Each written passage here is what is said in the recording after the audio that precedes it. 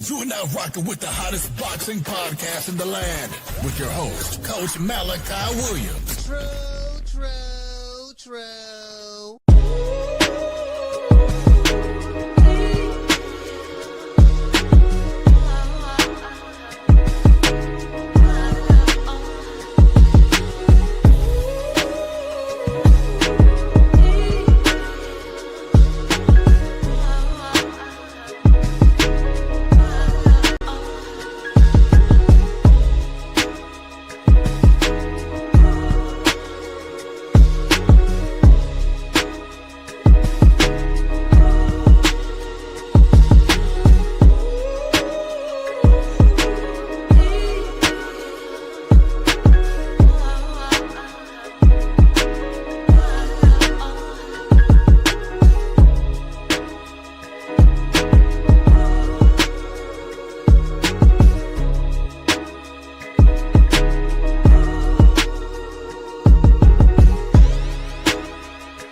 For the thousands in attendance and the millions watching around the world, ladies and gentlemen, let's get ready to rumble!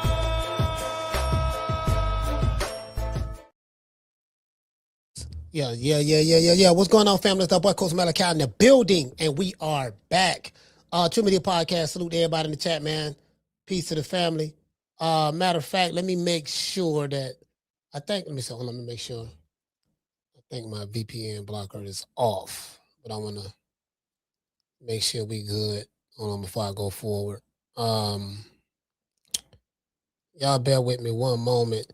I'm not even gonna lie to y'all, bro. I had no idea that this fight was happening. As a matter of fact, hold on. I had no idea that I think it's a fight tomorrow on Netflix, if I'm not mistaken. I had no idea that Regis Prograis did this is so how out of the loop I've actually have been. You know what I mean? I am. You know what I mean? Like, yeah, I had no idea. What? Hold on. When does Regis Prograis, are they fighting on damn. Wait a minute. I know wait a minute. I think somebody told me they fighting on the undercard of Tyson Fury. Tyson Fury boxes fights tomorrow, if I'm not mistaken. Let me look it up. Let me look it up and see. Cause I you know what I mean? Like, you know, all these American superstars, I guess Regis Prograis is supposed to be one of these stars as well. And I'm like, man, you know, yep. Hold on.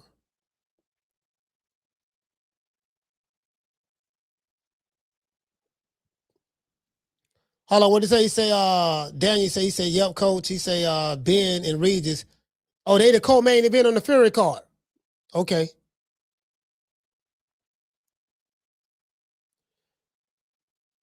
Oh, you know what? Because didn't he sign? Hold on. I'm trying to. I didn't even put the info out there that we was having the show. I didn't put the info out there. Damn, my bad. I didn't even put the info out there that we was having the show. I'm like, man, you know, I looked at the odds, right? I looked at the odds, and Regis Prograis is a massive underdog to, you know, he's a massive underdog. Hold on. What are they talking about? Oh yeah. He's a massive underdog to someone that someone where people would say that, you know. No, let's see. Conor Benn, you know, you would think that from a skill set standpoint, you know, Regis Prograis would definitely have more skills or whatever the case may be. Oh, you know what? My bad. Dang, I didn't put the link on there at the bottom. I was supposed to did that. Oh, I did. Okay. Hold on, I did. Y'all bear with me. Man. I'm trying to I'm trying to multitask. I'm trying to share the content. I didn't share it. Hold on. I didn't share it. I didn't share it on my social. So, but y'all bear with me one moment. Oh, okay, it is there. Oh, it is there. Okay.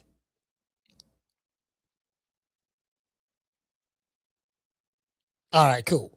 Anyways, yeah, man. So apparently, you know what? But you know what's throwing me off? This was kind of throwing me off though. I thought Regis Prograis had signed the deal with Zuffa Boxing. So apparently, hold on, who is this? This today's show? Yeah, I think this today. No, this ain't today's show. Oh, that's yesterday's show. Man, I'm tripping. I got the show planned from yesterday. I'm like, where the fuck this video coming from? This yesterday's show planned from yesterday. Yeah, so apparently, and if he's fighting for Zuffa Boxing and they got him on this card, so Zuffa allow one of their fighters to get on this card on the Netflix card. I really don't. It kind of makes sense why they paid him that money. It kind of makes sense why they paid him all that money, because they probably got the money from Netflix. Who knows? I don't know. I'm trying to figure out. Yeah, I didn't even know he was fighting, bro. Like, I don't keep up with Regis Prograis. Like, a lot of these dudes, I don't keep up with them no more, bro. Like, they say, you know, like some of these guys, you get what I'm saying? Some of these dudes supposed to be superstars, and I'm like, man, that word is thrown around so loosely in today's time. I really don't. Shit, nigga can be a superstar just for knowing how to do jumping jacks real good. You hit the hand mitts real good. You hit the hand mitts real good. You a superstar. You know, and Regis, you know, and don't get me wrong, Regis Prograis, he had a good little, you know, he had a nice little run at one time when, you know, when he fought in the tournament. I think it was the Super 6 tournament, and Josh Taylor had them beat him. And then that's when Josh Taylor went on here to become undisputed. He beat Regis Prograis, then he came and I think he fought Ramirez and he beat him for the other 2 belts. And then that's how he became undisputed. And Josh Taylor won he won the ring, he won the Muhammad Ali trophy, he won all that, right? He was the first undisputed champion at 140 pounds in the 4-belt era. So he did that. And it's funny because I remember like Regis was in that mix. It was one time Regis Prograis was looked upon as that guy, you know, the Rougarou, you get what I'm saying?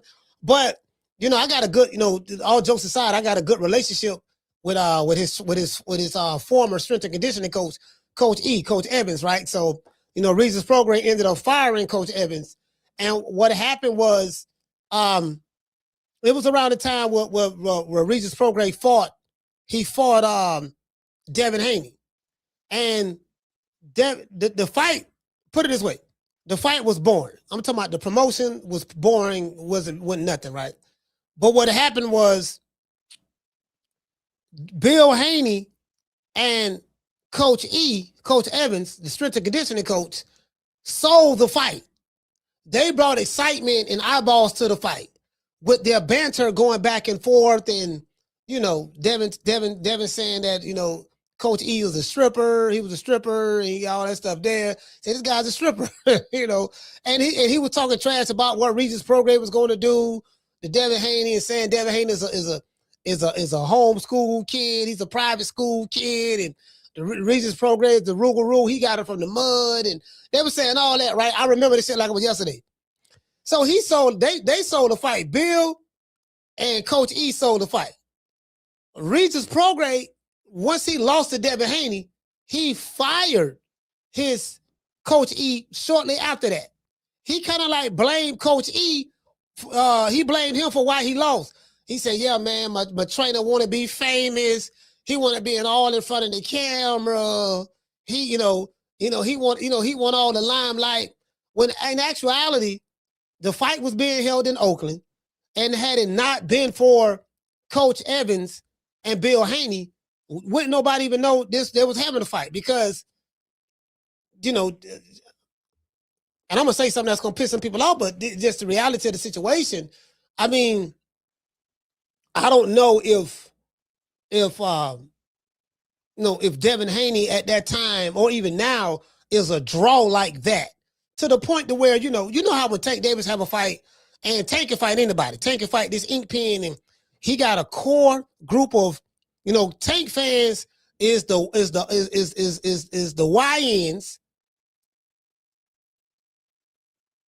YNs, the thoughts,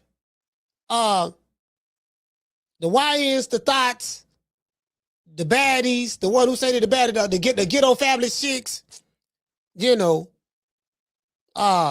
crash out, the niggas that like crashing out and all that stuff there, that's his fan base, right? So they gonna ride with him no matter what. That's it. He can't do no wrong. Ain't no matter what he do. They gonna ride with him no matter what. Like the people, if you like Lil Coochie Vert, they like, that's Tank no fan base, right? Devin Haney don't have that audience like that. He don't have an audience that, I think, he ain't really got no audience like that. He got the LDBC that, they ride with him strong, but outside of them, I really can't think of, he got the right LDBC, he got the champ side, the blues, but outside of them, I really don't know. You know what I mean? I don't think he have a fan base like that. So you get what I'm saying? I mean, that just the reality of the situation from what I'm seeing. So so I was like, man, Regis Prograis fighting tomorrow. I'm like, ain't nobody checking for Regis. Ain't nobody really like, I put Regis Prograis name in the algorithm, not on the internet when I do my research. I'm like, man, ain't nobody talking about this dude, bro. Nobody. I said, well, he got to fight tomorrow. I do a show on him. I do a show on him, you know what I mean? And, ain't nobody really checking for him. So you get what I'm saying? Him, Conor Benn. Conor might be popping in the UK, but he ain't popping nothing over here. So it's really like you got two dudes who ain't popping. Well, Conor popping in the UK, but Regis Prograis ain't popping over here at all. Ain't nobody talking about him. But I haven't heard, I'm talking about, when I say nobody, I mean nobody. And then Tyson Fury fighting tomorrow. I didn't even know Tyson Fury was fighting tomorrow.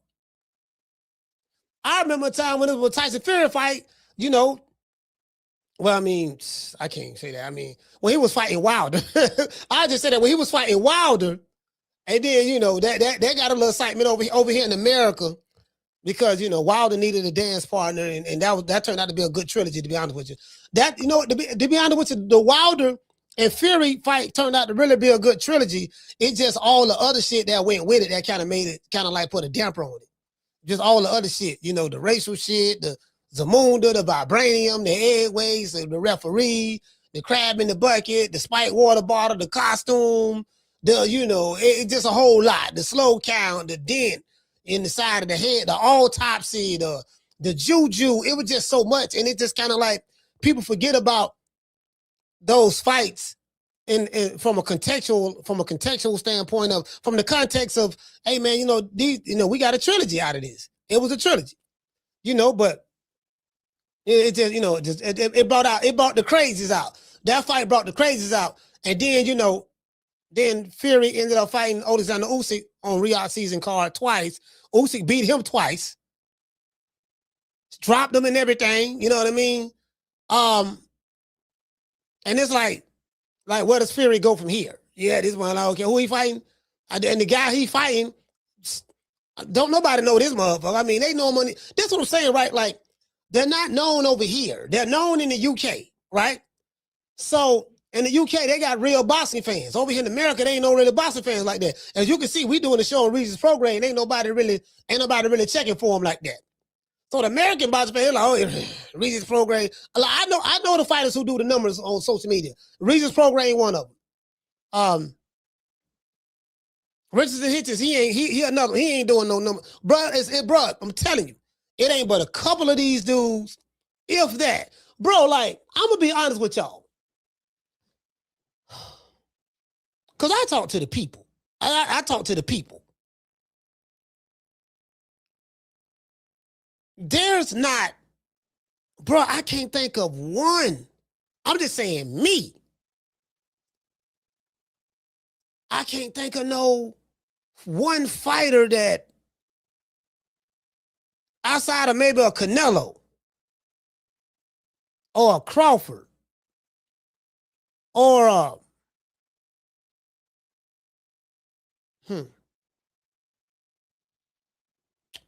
I ain't gonna lie. I do want to go. I do want to go to a fight over there in London in the O2 arena. I do want to go to a fight in the O2 one day. Like that's on my bucket list. I wouldn't mind seeing like a Moses Ithama's coming up, so I wouldn't mind going to go to the O2 arena just to experience that shit, just to see him fight over there, Moses Ithama. Because by the time because Joshua probably gonna be gone soon, and Tyson Fury, you know what I mean? Like they got you got some young blood coming up. We ain't got nothing over here in America, so as it relates to heavyweight, they got the dude Richard Torres, but I'm like, man, miss me with that shit. Johnny Rice doing security. We still got Wilder. Wilder still holding on. But we got to be honest. Wilder's skills is just, man, bro, I don't know. Yeah, I don't. The good news is when he fought Derek Chisora, he didn't do the 360 spin. He didn't do that. So he did the spin against Zhang Zhang, but he didn't do it against Derek Chisora. So that's good. I think Don House trying to get him out of that. You know what I mean? But as it relates to Regis Prograis, I mean, he was a guy at one point in time at 140 pounds, but, he had a nice little name. He was never a draw. Regis was never a draw, but he had a nice little name. And now it's like he fighting Conor Benn. Bro, he is a huge underdog against Conor Benn. Like, I'm talking about like 20-1 underdog, depending on where you go at. So where is this fucking noise coming from? I'm always hearing this shit when I'm doing this show. Trying to find out where this shit coming from.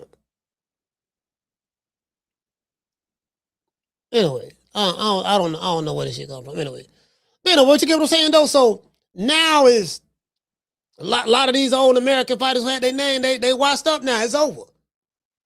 They washed up now. So Regis represents the old washed up guard. To be honest with you, got to be honest. A lot of these old dudes, they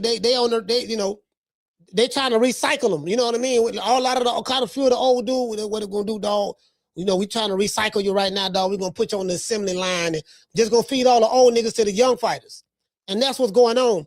That's what happened with Errol Smith. That's what happened with Keith Urban and Sebastian Fendora. Yeah, you one of the old cresses from back in the day, that one time shit. Yeah, we gonna feed you to Fendora. So what Fendora did to Keith. Not Keith, Keith. See what he did to Keith. So she shut him down, shut Keith down. That's what they're trying to do. They're trying to feed take all the old niggas. You got a little name and notoriety, and we're gonna feed you to all of the young, up and coming lions. You get what I'm saying? Conor Benn ain't really got no skills like that. To be honest with you. You know what I'm saying? So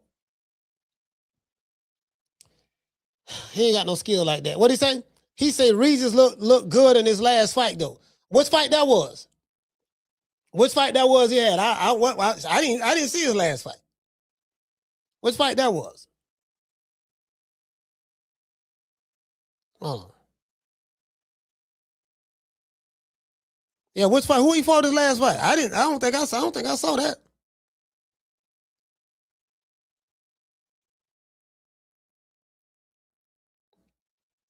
I'm trying to see. Last fight. Let me see who he fought his last fight. Oh, that was JoJo Diaz. Yeah. That was JoJo Diaz. No.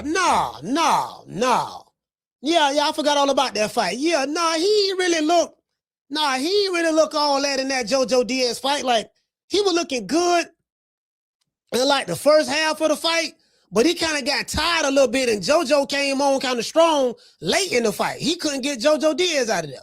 I think he won by, you know what I mean? Like, JoJo. So basically, the Regis Prograis and the JoJo Diaz fight, that was the battle of two washed up fighters. Both of them washed. So, I mean, I'm just being honest, bro. Like, yeah, I forgot all about that JoJo Diaz fight, Freddie. I forgot all about that fight. Hey, what did it say?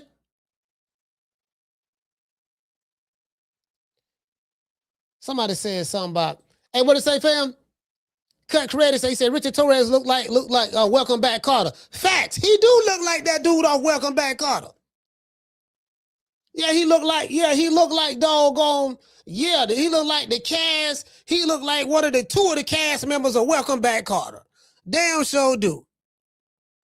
Hell yeah, he damn, bro. That's what the people be trying to tell me about doggone. They trying to, yeah, man, you know what I mean, man? We got doggone Richard Torres, coach. I'm like, who?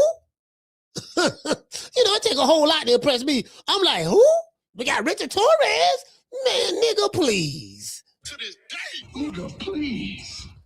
Yeah, man. Listen, we got Mr. Carter, Mr. Carter, Mr. Carter. He look like Mr. Carter. We got doggone Vinny Barbarino. That was John Travolta. I got the cast right here in my head. We got we got doggone Robert Haggis. Now we got that was Warren Epstein. Freddie Boom Boom Washington. That's the brother.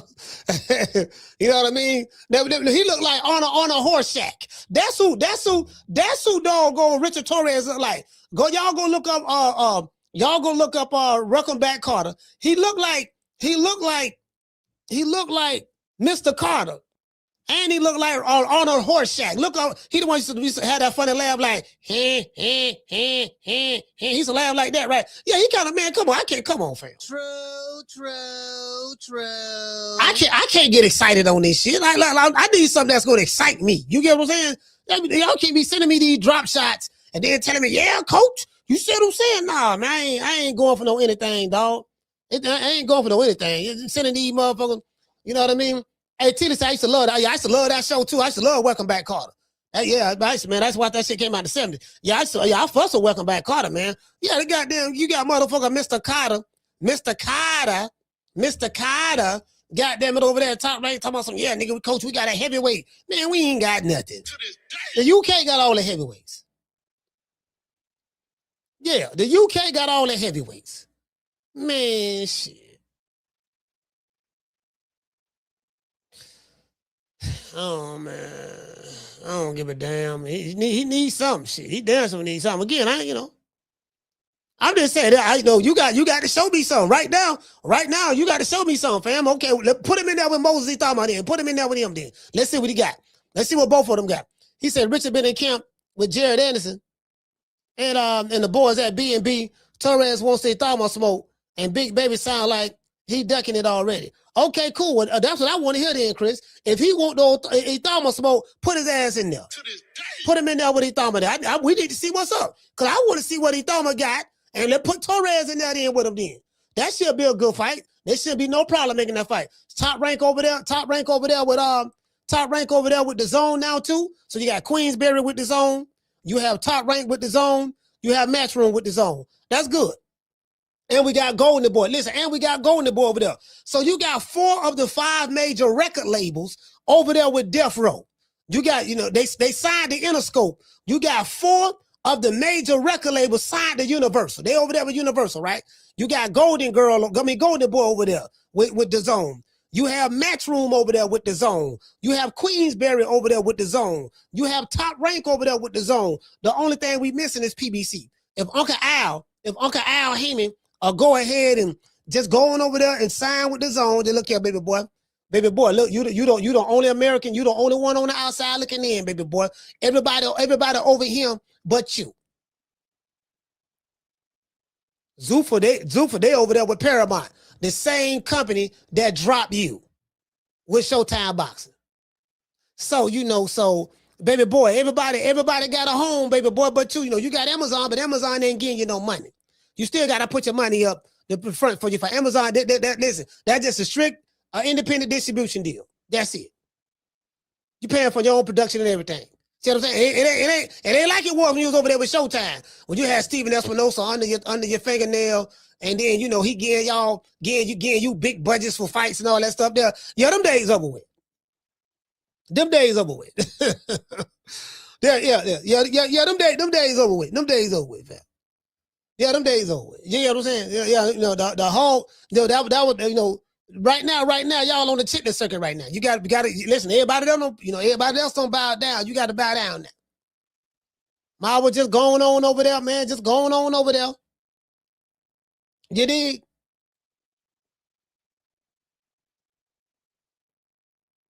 just going on over there. Just going on over there, fam, and just, because, the chitlin circuit, boy, again, ain't nothing wrong with the chitlin circuit now. Pro Box is doing pretty good. Pro Box doing their thing. Pro Box got Pro Box got the chitlin circuit on lock. They got it on lock. They got good production, good matchmakers. People used to laugh at Pro Box in the beginning. They ain't laughing no more. They ain't laughing at Pro Box no more. You see what I'm saying? Now, fighters don't make a lot of money on Pro Box. They don't make a lot of money. The Pro Box ain't paying a motherfucker a whole lot of money to fight now. You know what they do? Look here, baby boy. Listen. We only gonna give you a couple dollars. You gonna get a couple dollars. Don't worry about that there, right? You ain't got to worry about no back end. It ain't no back end. You gonna get this much on the front end, and that's it. But however, you gonna get an opportunity because right now you trying to rebuild your career. You either trying to come up or rebuild your career, or you need a steady paycheck to make some money. This what we paying over here. Motherfucker ain't talking about this. We paying over here, dog. Like, we ain't paying a whole lot of money. But however, you get an opportunity to let people see you. Eyeballs is on you. Let me let you look at the metrics. Eyeballs is on you. You saw a couple of those washed up fighters. You said who's over there? Erickson Lubin was over there, I think. You saw J Rock had went over there one time, if I'm not mistaken. What the dude named Jared Hurd went over there. Somebody beat Jared Hurd up over there. I'm like, damn, you losing the Pro Box fighters, not Jared Hurd. He got beat up over there. I think they said it was a draw or something. He really got his ass whooped though. Jared Hurd ain't never have no defense. He blocked punches with his face. He always did that. It did something about slipping punches. It did something about slipping punches that he really haven't gotten accustomed to. You get what I'm saying? Shout out to a kid. She said Pro Box have really been putting on some good fights. Yeah, I like Pro Box. So I've been to Pro Box. I've been to Pro Box a couple of times, probably about 3-4 times. And they got some good chicken tenders. Boy, I'm telling hey, listen. I swear for God, bro. Let me tell you something. Boy, you get some goddamn chicken, but you go to Pro Box and get them chicken tenders, dog. Them chicken tenders are motherfucker.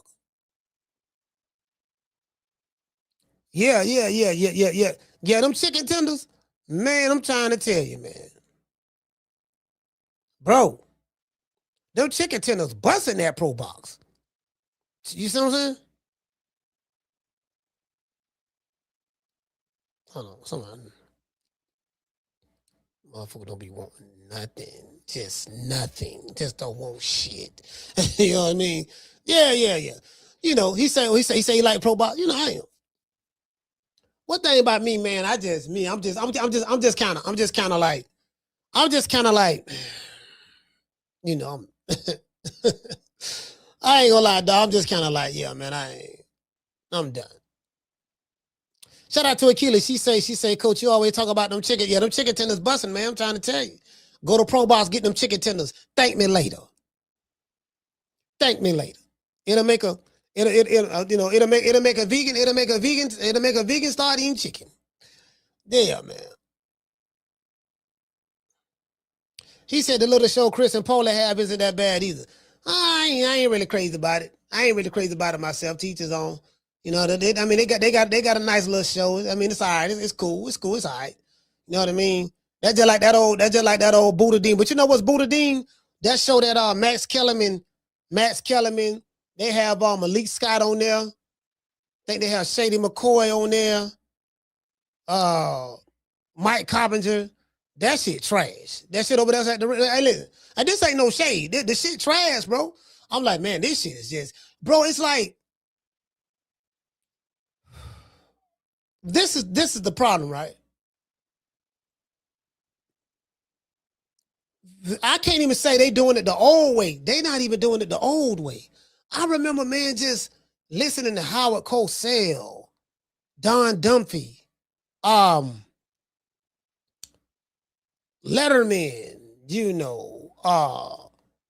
Max Kellerman was good too when he was over there with HBO and all that stuff there. What's the other dude name? I forgot all those. That whole HBO posse. They was cool. They was cool. But the guys in the 80s and stuff, I mean, they was cool. They was cool. But these dudes today, they not even that. It's like American media, when it comes to boxing, has regressed. I'm talking about the mainstream guys. The guys who's supposed to be like we the mainstream dudes that y'all supposed to just watch, like they some kind of superstar or something. I'm like, man, they just trash. I ain't impressed with none of them. Like all that shit don't fell off, man. I'm like, man, shit just fell off, dog. Like, George Foreman, R.I.P. to him. Teddy Atlas. You get what I'm saying? These guys, they too corporate. They too, butt cheeks tight. You know what I mean? And I don't mean that in no sexual way. I'm just saying, like, just like they just so, yeah, and see, Shakur Stevenson, he has that 1-2 punch that can really, you know what I mean? It's like this shit ain't entertaining. Is what I'm saying. This shit ain't entertaining. I'm not engaged with the shit. It doesn't get me engaged. I'm like, man, all this shit trash, bro. This shit trash. This shit trash. This shit trash. This shit trash. To me. I'm just saying in my opinion. Shit trash.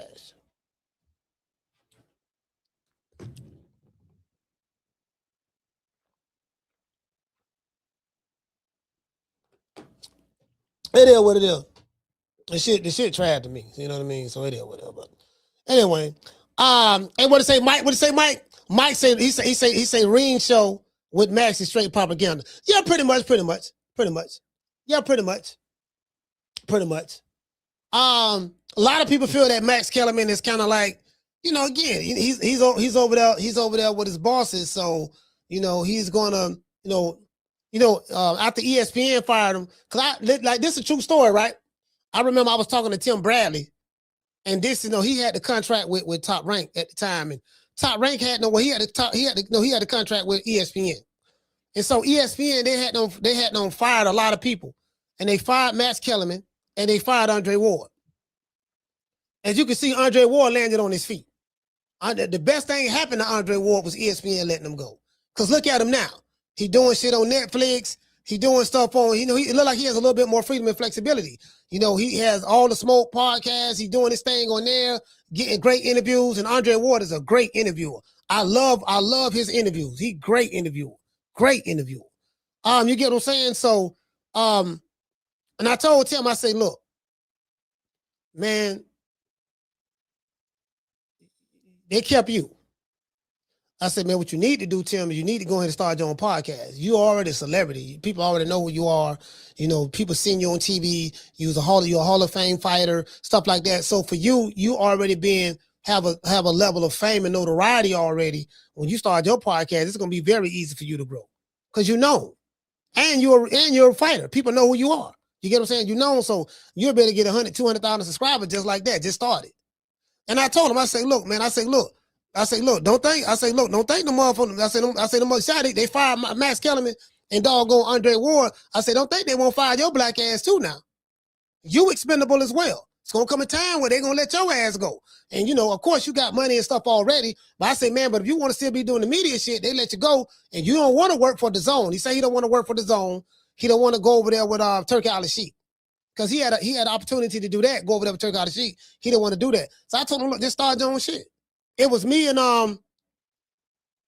Boston Gyms. Boston Gyms, I didn't know Boston Gyms told him. But I told him, and then he told me Jim told him the same thing. I was like, yeah, man, I told him that. They got rid of your ass. They got rid of them. Got rid of your partners. They're going to get rid of you. You next, right? You next. So you just prepare. And then, now he's able to, like he said, like he said when I interviewed him on this channel the other day, he said, look, man, I get a chance to, now I can speak freely in my mind. I can say what I want to say. You don't have those restraints. See, that's the thing, right? You can take the corporate position, and there's nothing wrong with that. There's nothing wrong with taking the corporate position, especially if they're paying you the bag. If the bag is good enough and you're able to live the type of lifestyle that you want to live and stuff like that, that's cool. Ain't nothing wrong with taking the corporate position. But just remember this: when you take the corporate position, always have something lined up, set up in the cut. Always have something set up in the cut, because you don't own that company. You're just an employee there, and they can get rid of you at any given time.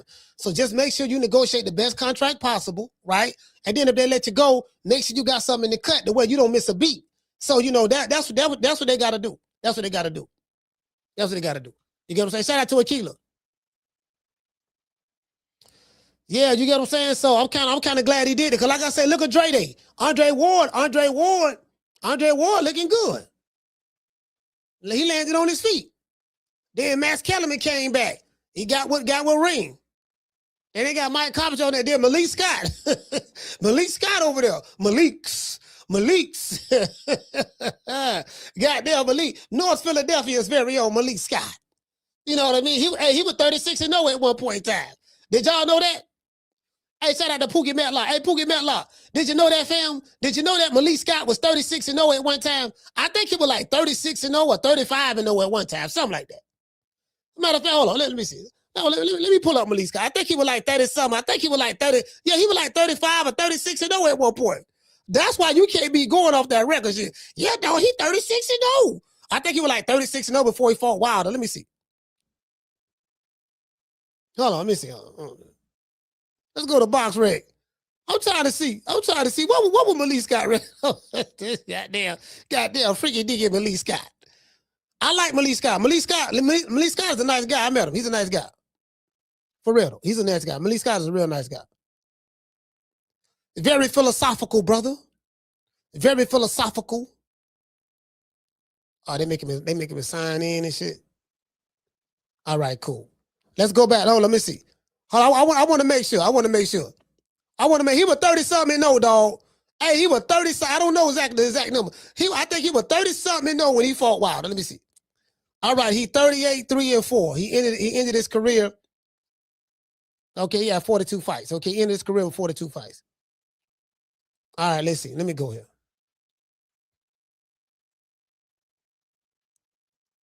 No, that ain't true. My bad. He was 30, 36, 37, 38. Yeah, my bad. He was 35-1. He was 35-1-1 because he had a draw. He got his first loss. Derek Chisora gave him his first loss. So he was like 2, 4, 6, 22.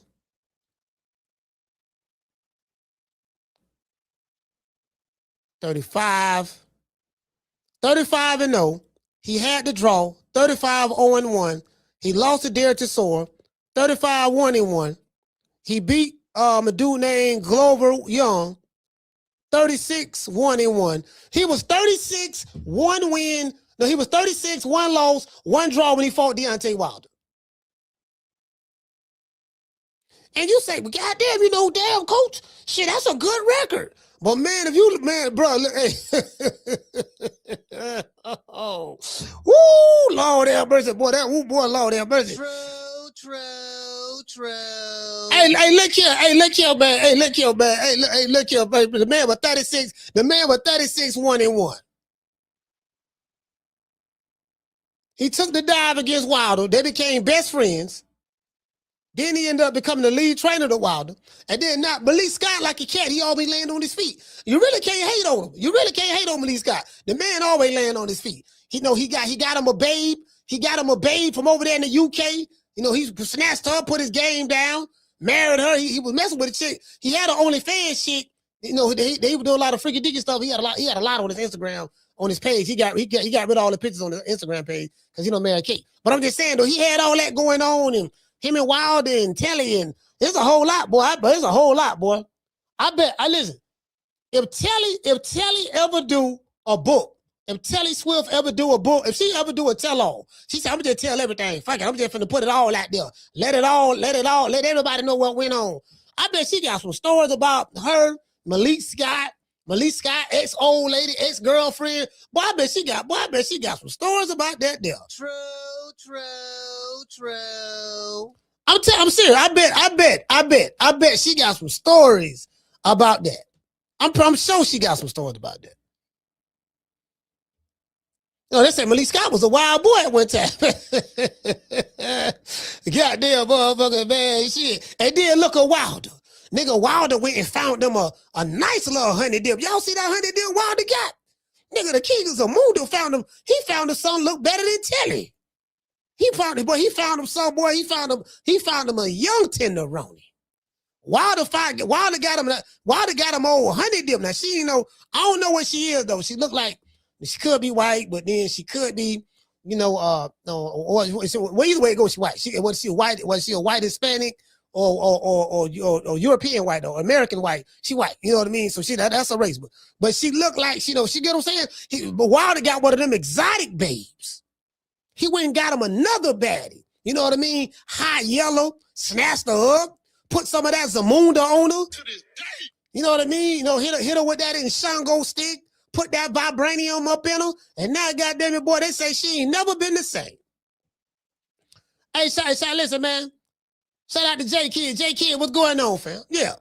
You get what I'm saying? Yeah, for real though. Goddamn, you get what I'm saying?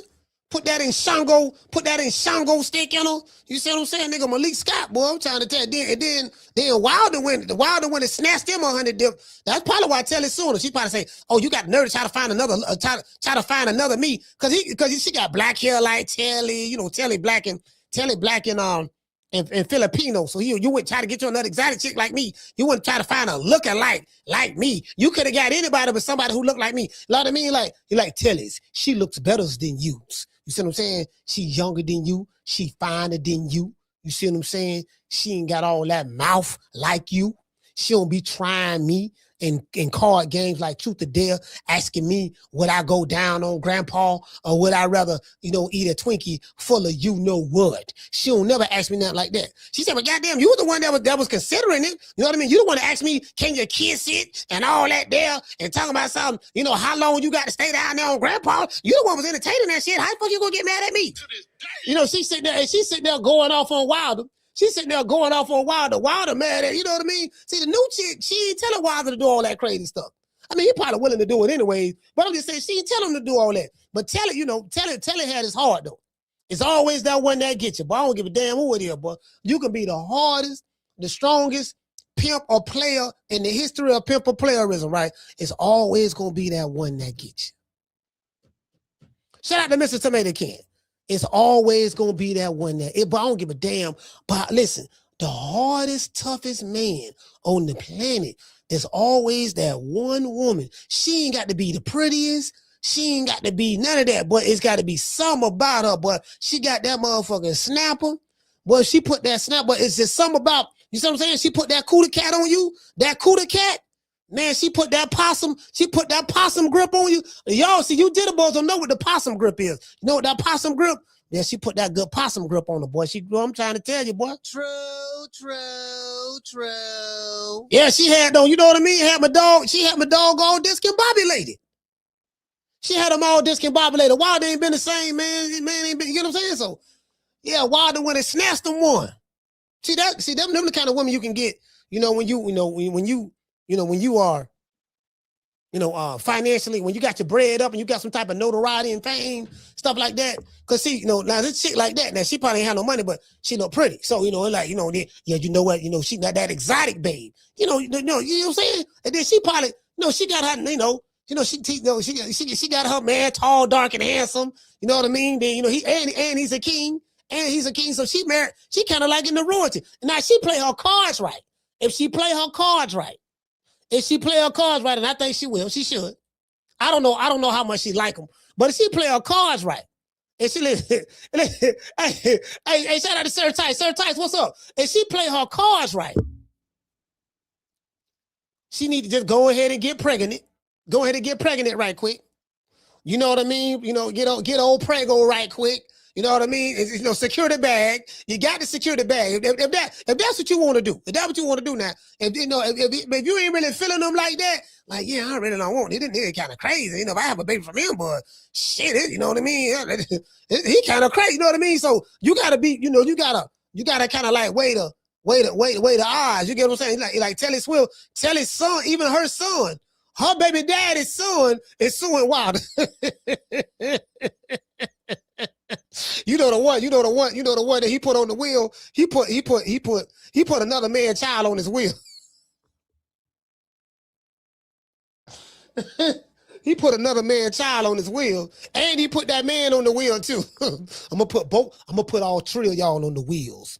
I'm gonna go talk to my kids and let them know. You know what I mean? I met me some new snapper, some red snapper. I like red snapper. She Filipino and black. You know what I mean? She exotic, just the ways I like it. And she put that good possum on him, put that cootie cat on him. He don't went to the lawyer. Nigga don't went to the lawyer the next day. The next day. The next day. To this day. Went to the lawyer. Goldstein. Got an old Jewish lawyer too. Hey, Robert Goldstein. Yeah. What's up, Deontay? What's going on? Listen, I want to add an addition to my will. Yo, what happened? You got some more kids? Yeah, I got, yes. I want to add my baby, Taylor Swift, put her on there. Put her on there for what? Y'all get mad or something? Listen, just do what I tell you. Put her on there. Okay, I put her on there. Okay, and put her son on there. Well, her son, you put another nigga child on your will? Yeah, don't worry about me putting another nigga child on my will. Just put her on, put him on there too. Okay, but he said you ain't even his daddy. Don't worry about what he said. Just listen to me. Okay, cool. And I got one more person I want you to put on there. Who is that? Is there more? Yeah. Put her baby daddy on there. Her baby daddy, yeah. The son she got that I asked you to put on the wheel, yeah, his daddy. Put him on there too. True. Boy, hey, listen. You know you ran across some snapper. Boy, let me tell you something.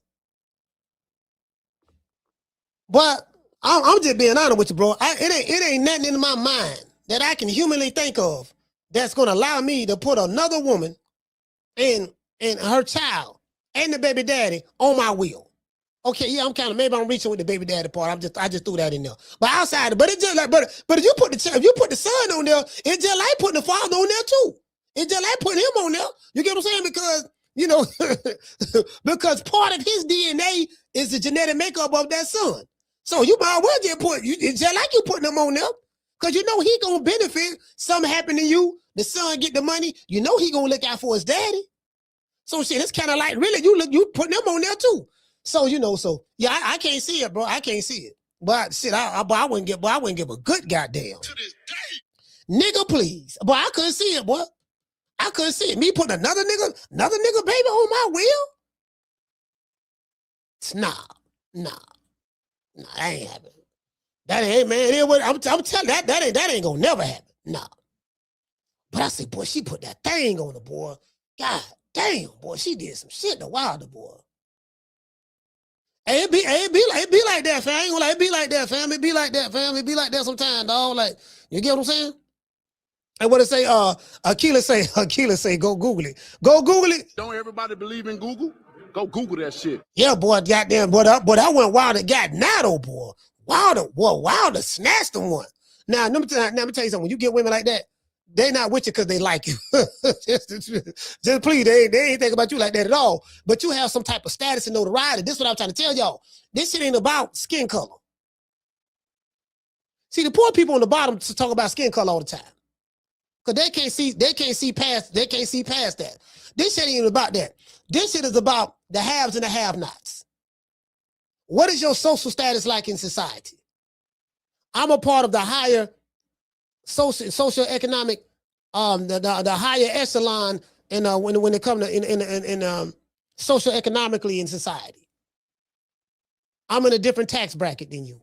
I'm not saying me. I'm just saying like this is how these guys think. I'm in a different tax bracket than you. They have access to resources that the average person don't have. Whether you black, white, Hispanic, or Asian, it don't matter.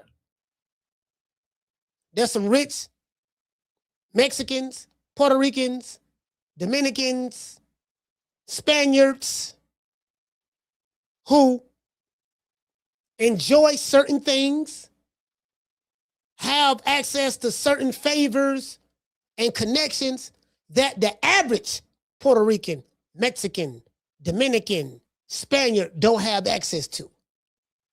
It's called classes. I'm in a higher class than you. My social status is higher than yours. So I'm gonna have access to things, to women that you ain't got access to. Those type of women are there. They come a dime a dozen. They there. They there strictly for the sole purposes of finding someone who have finances that they can hopefully get a baby from and be financially taken care of. That's like the 1% of the 1%. Do you get what I'm saying? That's like, that's pretty much what it is. You ain't gonna, so that's why I was telling y'all, like I was telling y'all this story yesterday about this chick. She was talking about she a baddie. And I was like, okay, well, what is a baddie? Like, what is the job description of a baddie? What does a baddie do? Who hiring baddies? What are the benefits of being a baddie? Is there 401k? Is there PTO? Do you get paid time vacations? You know what I mean? Do you have what's is it medical? Is it dental insurance? Like do you have any stock in being a baddie? Like, what is the benefits of being a baddie? Then when I go to talking about this shit, motherfucker looking at me like I got 9 heads. Cause I live in the real world. Hey, shout out to H-Town T. I live in the real world. Money hard to come by. You really got to know some shit to know how to get it legally. I'm saying when it comes to doing it the legal way. You can get it fast the illegal way. And if that's what you want to do, ain't nothing wrong with that. It's just doing it the illegal way comes with a lot more risk. So you got to try to mitigate your risk when you're doing it illegally. You know what I mean? You out there hustling, doing your thing. Continue to hustle and do your thing. I can't tell a man not to get no money. Just don't get caught up in the dumb shit. Don't be doing the poo shice and his dad and shit. Don't be crashing out on dumb shit. Cause when you crash out, you ain't gonna be free. You're gonna be locked up. Cause remember, it ain't but two outcomes to the crash dummies. Nigga, I'm crashing out. I'm about the street like, okay, cool. It ain't but 2 outcomes. Prison and the graveyard. That's it. Them the only 2 outcomes. I want an outcome to where it's my refrigerator at night, pulling up to the gas station, taking the kids to the movies, sitting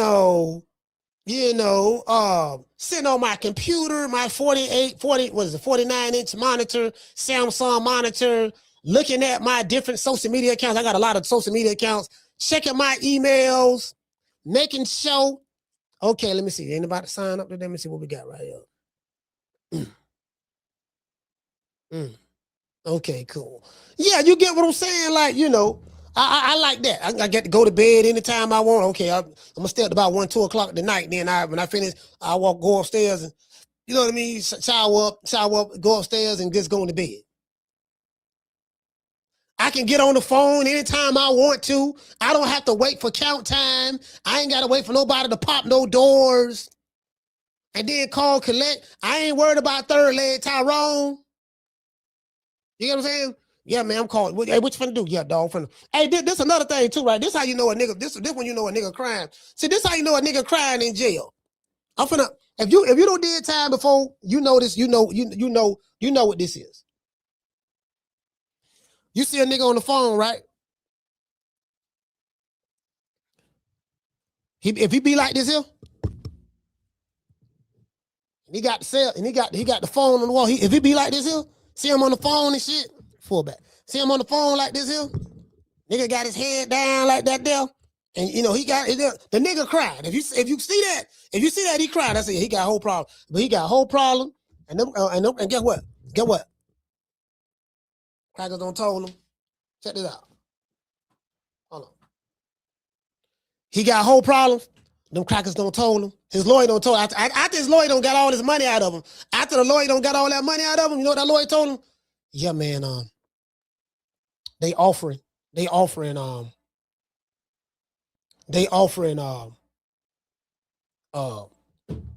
what they offering. Hold on. They offering 20 years.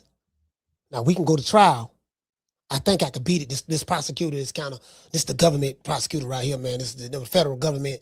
When the government come out to, they come out to, so you got the it's gonna say the United States government versus you, versus man, versus Lil AK, versus Lil Shotgun, versus Wipe Your Nose, versus Shoot 'em Up, Bang Bang.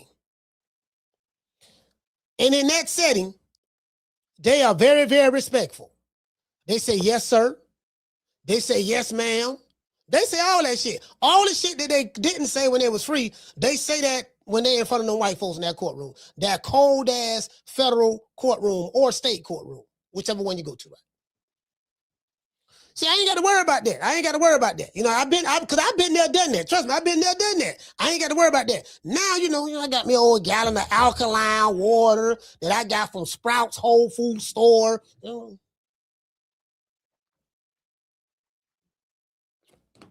Water tastes pretty good. Good water. You know what I mean? We say water down here in Florida. You know, got some good water. I get to drink some water anytime I want to. You get what I'm saying? I get to wave at people in the chat. So you ain't got no chat. When you ain't got no chat over there. You know, the only chat you got is them niggas in that dormitory. That's the only chat you got. Now, you can't get a cell phone. You can't get a cell phone in there. So, you know, you probably get your phone when you get there. They're going to tax the hell out of you to get a phone. You can get a phone when you get in there. You can't get that. The officer's going to bring it in. That officer's bringing the phones in. And the drugs and all that. That's all coming through them. You see what I'm saying? So, just let you know that. So, you'll get a chance to do a little something. You know what I mean? I check on your girl for you. I check on her, you know, let you know. I may answer the phone every now and then, and yeah, you know, hello, you know, you have a, you know, you have a call from a correctional facility, a federal facility. This man. Oh yeah, man. Oh yeah, go ahead. Okay. Yeah. What's going on? Yeah, man. Hey, man. Hey, is Teresa there? Yeah. She kind of busy right now, dog. Yeah. What's going on? What's that? Hey, man. Who you with, man? Why you answering the phone? Who am I? Well, guess what? You know, I'm Teresa, man. You know, I'm her man right now. No, that's my baby mama. Oh, you the dude that's got 30 years in prison? Yeah. Well, listen, don't even worry about it, dog. You know, by the time you get out, she probably been gonna have about 2 or 3 more kids from me. You see what I'm saying? I'm gonna make sure your son good. I'm gonna make sure you're all right. Don't worry about it. Yeah, man. You ain't getting out no time soon, so I'd appreciate it right now, man. Teresa we trying to, you know what I mean? We trying to get some bonding. She kind of like them got over you. So, you know, look, man, I appreciate, you know, you can talk to her. I ain't gonna stop people talking to her. You know what I mean? Ain't that you can do anyway. I ain't gonna stop people talking to her. Just, you know, just respect the fact that, you know, when I'm here, you know what I mean? I'm gonna be here, such, you know what I mean? And, you know, if you hear moaning or something like that, just understand the situation. You get what I'm saying? She got needs too. You feel me? Ran off on the floor twice. Just want to throw that out there. I'll just being very transparent because you got time to do. When you got time to do, you can't be focusing on your woman. Your woman is in good hands. She's in good hands. I got her. She's in good hands. You see what I'm saying? Don't worry about that. Just focus on doing time because you can't be doing time and worried about what's going on in the street. Because when you was out here, you wasn't worried about what was going on. You wasn't thinking about that. So now you in there, you know, now you got plenty of time to reflect and stuff like that. But you got a little bit. You're going to be in there a minute now. You ain't getting out no time soon. Okay? So don't worry about that there. She going to be all right. True. Yeah, she going to be all right. She going to be all right. He say, Coach, they got tablets now. Oh, but that's good. That's good. You can just get on the tablets then. Get on the tablet, however you want to do it. Tablets, whatever. Just know you going the side of the fence that you're on, you know, and the side of the fence that I'm on is 2 different perspectives. That's all I want to say. Yeah, that real nigga shit. Yeah, I'm just, you know, listen. Listen. I'm gonna tell you like a dude told me. That what nigga told me. Shit. Facts. You get what I'm saying? hey, Schoolo, facts. I got nigga motherfucker got to tell it. Motherfucker got to tell it, dog. Check this out. See, I got a whole bunch of partners. We be talking this shit. He said, bet that dude would choke Coach out if he got out early. I bet he won't. I bet he won't. Curtis, he'll probably choke you out if he got out early. I bet he won't. He'll probably choke you out, but he damn sure ain't choking me out if he got out early. Shit.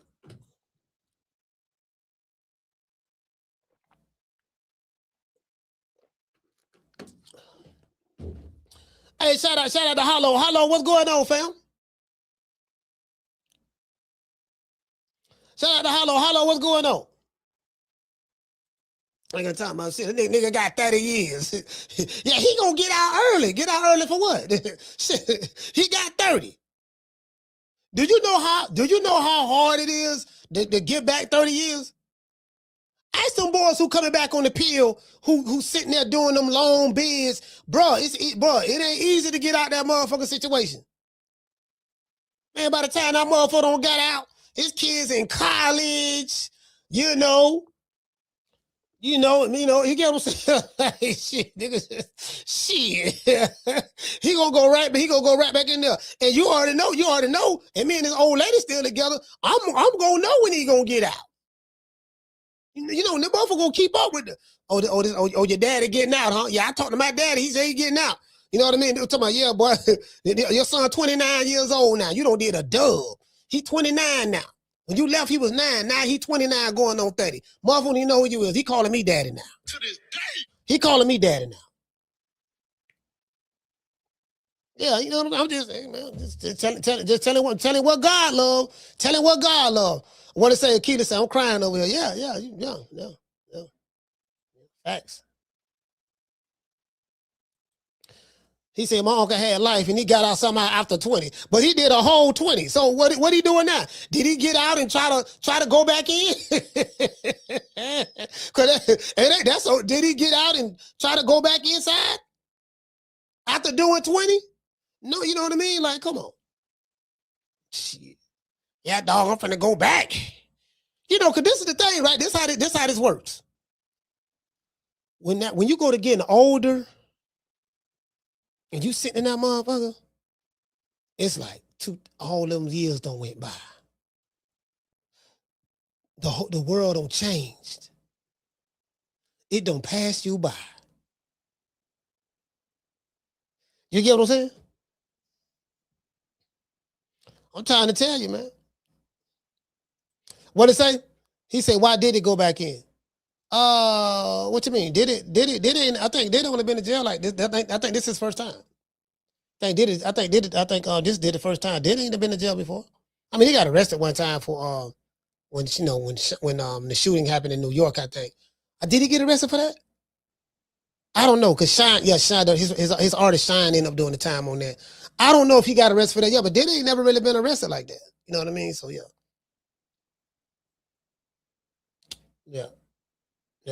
Diddy ain't really, you know what I mean? So I'm talking about these dudes that's about that life, you know. I'm talking about these career, the ones who glorify that shit, the career criminals. I'm talking about them niggas. Yeah, them niggas. Hey, I'm sitting there listening to this song by Gucci Man. I'm listening to this song by Gucci Man. Gucci Man don't made a song. I'm gonna shoot the video on this shit. Damn shit weird, because I told you I'm gonna start talking about all this shit in boxing. I'm kind of like done with boxing, to be honest with you. But we still gonna be covering this stuff, but kind of like, yeah, but I'm gonna be talking about other shit. So yeah, I see he don't drop the song called Crash Dummy. And I'm looking at the comment section. Then you do, yeah, nigga. Gucci telling. Oh, nigga don't told everything that don't happen. Oh, you know, like dudes in the comment section hide behind avatars who ain't gonna do nothing. Bro, like, avatar, niggas are always in the avatar tell you what you should have did, what you shouldn't have done, talking to you about street shit. Dude, you don't even know if this motherfucker exists. This could be a bot. Yeah.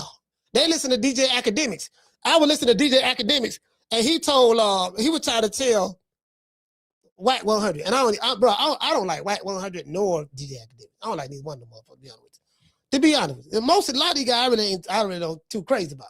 But I respect their hustle. I get it. I ain't got nothing personal against them. It's just that how they get down, I don't get down like that. However, but he telling Wack, yeah, Wack, man, Gucci ain't street. He did a song talking about everything. That ain't how the streets operate. Now listen, DJ Academics is not from the street. There's nothing street about him. But yet he telling a non-street mofo, telling the guy who came from the street how the streets is. You see what I'm saying? Yeah, he's supposed to did this, he's supposed to did that. But you ain't doing none of this shit you talk. Come on, fam. True. Man, bro, like, hell, these dudes be doing shit. But again, I get his position. He make a lot of money doing this shit. So I get his position. He made money off the crash out. I want to see a nigga crash out. Give me something to talk about. Yeah, my nigga, you gotta see. You know, you got that ain't gangster enough. See, that's how I see. I respect niggas. Say what he say. I respect Pooh Shiesty because you know he gangster. He actually lived his lyrics. So, okay, so you respect it. You don't think it's dumb that he's living his lyrics? No. I respect my rappers better. It showed me how authentic he is. So he is going to authentically get them 30 years. True. Well, he gonna be in the chain gang. Yeah, I impress DJ Academics. He let everybody know in this podcast that I live my lyrics. Okay, when you live your lyrics, real life consequences come from living your lyrics. That's all. If that's what you really own, cool. Just take what come with it. True. Take what come with it. That's all, fam. Just take what come with it. Okay, dog, I respect that, my nigga. Straight up G code, live by, die by. All right, he gonna these 25 years right here. You know what I mean? So, you know, this the G code. Now, I know you're a certified G, so don't worry about that there. I'm gonna give you this 20. I'm gonna give you this quarter. You know what a quarter is? 2-5 quarter. I'm gonna give you this quarter right here, but you gangster now. You gangster. You know, you're 25 right now. You're gonna be 50 when you get out. So 25 years from now is 2051. It's gonna be 2051 when you get out, okay? So 2051 cars gonna be flying and shit. They flying right now, but they really gonna be flying and shit like that. 2051, all them hoes you had, them females you had out there in the street that you were crazy about and popping your collar and stuff. Guess what? They're more than likely they're going right now. They're gonna be going right now. One messing with Coach, the other one messing with H-Town T, the other one messing with doggone Big Mason. There's another one messing with Schoolo. The other chick you were messing with, the Puerto Rican chick, the long pretty hair. Yeah. She messing with yeah, she over there. She messing with Chris right now. That's another one over there messing with Jamie. You see what I'm saying? Yeah, so all them go. Another thing too, right? We're gonna put some money on your commissary because you're gonna need it. Okay, I know you're hungry. Is you hungry? I send you a couple dollars in your commissary, dog. True. Send you a couple dollars in your commissary. I do that. Couple dollars. That's the least I can do. He said, I heard the song. Hey, I ain't gonna lie. Hey, Schoolo, that song bumping, dog. Hey, I kind of like that, dog. Okay, motherfucking, they go Gucci Brown did the biz, boy. He hooked back up with Zaytoven. He don't hook back up with Zaytoven. You know what I mean? He don't hook that back up with Zaytoven, man. I'm like, yeah, man. That's what I'm talking about, shit. Hell yeah, shit. That's what I'm talking about. He don't hook back up with Zaytoven on the track. Hey, Leroy. Super chat received. Here you go. Hey, okay. Got that? You know what I mean? We know what we need to do. Hey, listen, check this out. Hey, Schoolo, you know what we need to do? We got to take it back to the old guap days. We got to get OJ the Jew man. Whole brick, half a brick, quarter brick. Hey, whole pound, quarter pound, serving major weight. Yeah, we got to get that back. We got to get that back. I said, the nigga that went to the studio made a song. That shit finna go platinum. Too. I said, platinum in there. I'm looking at, hold on. Hey, let's pull out the comment section over there. Hold on. Some niggas bad. Oh, the nigga. He telling. He wasn't supposed to. I said, wait a minute. Okay. All right, so y'all mad at Gucci. Okay, fine. You don't think that Pooh Shiesty bear any kind of burden of responsibility of himself? Like, do you like, nah, he ain't did nothing wrong. He did what he was supposed to do. These motherfuckers in behind avatars in the comment section who ain't doing shit. They just watch. They just go on different podcasts and leave different comments, egging on dumb shit. Ain't neither one of them a trade place of Pooh Shiesty right now. Neither one of them. That's in the comment section. Neither one of them are trade places. Hiding by, bro, like, you get what I'm saying? Come on, fam. D-Town, what's going on, fam? Yeah. D-Town, what's happening, fam? Yeah, we on that, D-Town, we on that real nigga shit right now. Real nigga, you know what I'm saying, dog? We about killing no felonies and letting everybody know what time it is with us. That's what we all about, dog. See what I'm saying? D-Town, you ain't from the streets, my nigga. I ain't. See what I'm saying? You got to be solid. You ain't solid like that there. See what I'm saying? You ain't talking about doing no time or Nothing like that. I ain't nobody, because you know, you know what I'm saying? See, I ain't no real nigga. Y'all know y'all, I'm not a real, I'm telling you, I'm not a real nigga at all. I'm a real man. There's a difference. I'm not a real nigga. I don't see me winning no real nigga of the year award anytime soon. Y'all, you can have that. You can, all you real niggas, you can have that. I'm not a real nigga. I'm a real man. You see what I'm saying? So that's what I identify with. You know, responsibilities, accountability, you know what I mean? Differentiating right from wrong, discernment, thinking before I do shit. That's what I'm on. I'm a real man. The real niggas, all the real niggas, I can't do nothing with a real nigga. True. Yeah. You know what I mean? So anyway, back to Regis Prograis. Regis Prograis, you know, I really don't know, man. They got this man, Regis Prograis is bro. Like, I think it's over for him. Me personally, hold on, I'm trying to, cause I want to get to this comment section.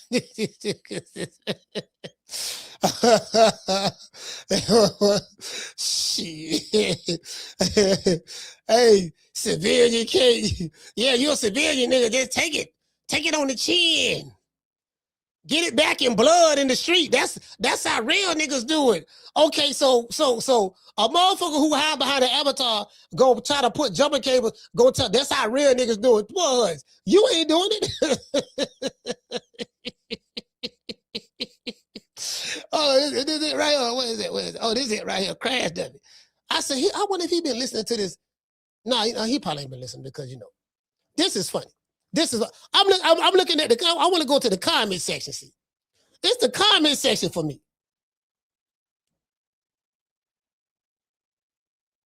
Hold on. It's the comment section for me. There you go, right. Let's go right. I love the comment section. The comment section give me so much content. I love this shit. This shit inspired me so much. I said, I'm gonna drop a video on this shit. All right. so hold on, let me show y'all this. He say the hardest witness statement out right now. Fire. I ain't gonna lie, that bitch is bumping now. That bitch is bumping. He say this is crazy. This shit really happened.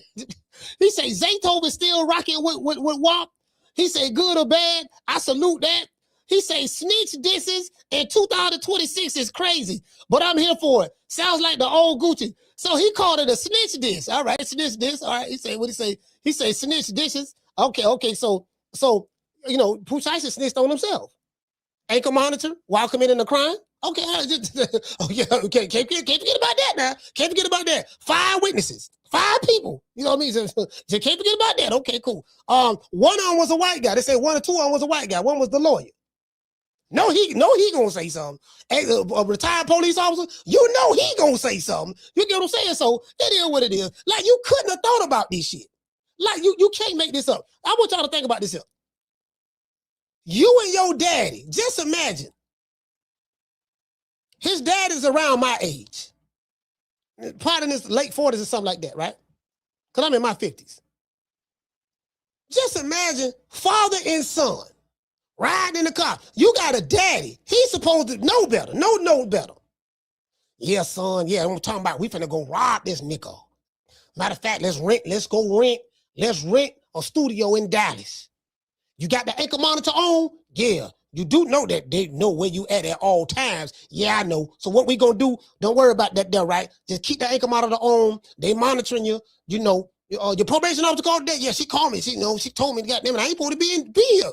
God damn, I wonder how she found out. Somebody must have told on you. Yeah, the ankle monitor told. True. Don't worry about it, son. We finna do this here. We finna rob these niggas, take their jury, take all that there. Then we gonna have our goons. We gonna have them niggas flashing and showing it off on social media. You see what I'm saying? Everything gonna be good. We gonna keep it solid. Everything Gucci. You know what I mean? Now, don't worry about the consequences, because it ain't gonna be no consequences. Now the consequences is here. Now y'all talking about a nigga snitching. True. You can't make this shit up. Anyways, he said that boy Gucci called Big 30 fat ass flunky. This guy said, I'm like Birdman. And nigga, this my cash money. Damn, that line hit different. He said, if Gucci crashed out, retaliated, and went to jail, they will be calling him stupid. Facts. Let me like that. Facts. If he crash out, go to jail, then, man, I would do what he did. You said that nigga got 25 years, dog. But guess what? He was a real nigga. He was a real nigga. You see what I'm saying? He done some real nigga shit. Yeah. Well, this one come with being a real nigga. That's all. Hey, Schoolo, you can't make it up. He said you went out like a real crash dummy. And after all that, boy, he said you still signed to me. It's all facts though. Yeah, you still signed. He said pen in the paper, but it was under duress. He said, Fez, put your statement on the beat. Gucci say less. He said Pooh Shiesty and his dad plotted on this man, and y'all worrying about him snitching. They ain't saying nothing. Listen, they ain't saying nothing about the shit, the shit that, the role that, listen, this will put you in this situation. They are absolving him of anything. Now, don't worry about that there. You know, you do know there's laws for a reason, right? Yeah, don't even worry about that there, dog. We ain't worried about that. Yeah, my nigga, we own that. So, okay, listen, in any country, in a society that you're in, even in prison, they have rules in prison. And when you break those rules, there are consequences to that. You have two sets of rules in prison. You have the institutional rules, and then you have the rules of the inmates. The inmates have a rule too, because you live amongst them every day. It's certain things in certain dormitories and certain camps and compounds and wherever you go at that you can and can't do. That's anywhere you go at. And if you violate those rules, the inmates have a way of dealing with you. And if you violate those rules, the officers have a way of dealing with you. That's how this works. In society, you have rules called laws. When you violate those laws and your life is built upon breaking, violating the law, and showing motherfuckers on social media and in the streets how much of a real nigga you is, then there's consequences to that. It's called accountability. You will be held accountable. When it's time to be held accountable, don't point the finger at nobody else. Don't point the finger at Gucci Man. Don't point the finger at the undercover police officer or the retired police officer that was security. Don't point the finger at the white attorney that was there or whoever made. Don't point the finger at the engineer, the cameraman. Don't point the finger at nobody but you. You is the reason why you in there. You ain't in jail because Gucci told him. Guess what? If you ain't done that dumb ass shit that you did, you ain't have to worry about nobody telling on you. True. Hey, Sound T. If you ain't done that dumb ass shit you did with that ankle monitor on your leg, you ain't got to worry about nobody telling. See, I ain't worried about nobody telling on me. You want to know why? Because I ain't getting them nothing to tell. As I said before, if you out there hustling, selling dope, doing your thing, whatever, right? I ain't mad at nobody for getting their money. I ain't tripping on that. I'm talking about the other shit. I mean, because that's already wrong within itself, but we got to do what we got to do. I get that. But I'm talking about the other shit. Because see, this is the thing, right? It's something I learned a long time ago. When you pull a firearm on somebody and you have your finger on the trigger, whatever the case may be, right? Anything can go wrong at any given time. You seen people get robbed and they be like, yeah, man, the robbery went wrong and I shot the man and went on. I ain't trying to shoot him or whatever the case may be. See, that's the thing, right? You have to think about all the things that can go wrong in this situation. You're thinking wrong. That's one problem. He say, see, I remember a time where street niggas would strategically put a play like that together. Now these niggas just ignorant dummies. But this is what I'm saying, though. What I'm saying is no, bro, I'm gonna tell you something. Hey, Sound T, I feel sorry for the boy. Because I heard his father and his mother speak. Some videos out there, right? I heard his mama talking, and her talking, you know, she was like going off on some street shit. And then she was talking about praying and that and all that stuff there, yada, yada, yada. And then she very hood. And then his dad, I got pictures of his daddy. He's sitting there pointing at the camera like this here with his hand over his face, trigger like making the trigger finger thing. I said, man, this boy didn't have a chance. Look at who his parents is. He didn't have a chance. So I kind of feel sorry for him a little bit now. He don't have a chance, bro. Look who his dad is. At least he had his dad in his life. He had his mom and dad in his life. Yeah, but you know, the fruit don't fall far from the tree. So, I mean, yeah, man, that's how I see it. Now, one thing, that's how I see it. You ain't gonna see me. You ain't gonna see me in there with my son doing no dumb ass shit like that. Yes, son, let me check this out now. Son, check this out. Now, this is what we gonna do now. I came up with a brilliant idea. What's that? Then the nigga he made $25 million off for him when he was in jail. I'm like, how he made $25 million off the nigga? The nigga been in jail. $25 million off of what? Record sales? Like where this came from? But that's neither here nor there. That's not the problem. This is the problem. The problem is this. If you have a business issue, you don't use street tactics to solve a business issue. You use business tactics to solve a business problem. If someone owes you money legally, contractually, well, put it as not owe you money, but you feel you want to get out of a contract that you signed, that's business. So if you want to get out of that, you have to do that the legal way. How do you do it? Let me go get an attorney. If I feel that H-Town T or Green Eyes P or Aquila owe me money, well, guess what I'm going to do? I'm going to just sue you. And then we go through the litigation process. That's the gangster way to do it. That's what the fools in the comment section, they saying, oh man, when he owed him this, he stood on business. Well, if he owed you that, you take that to court. You got an attorney for that. It happens all the time. You don't see motherfucking Netflix, CEO of Netflix pulling out pistols on Paramount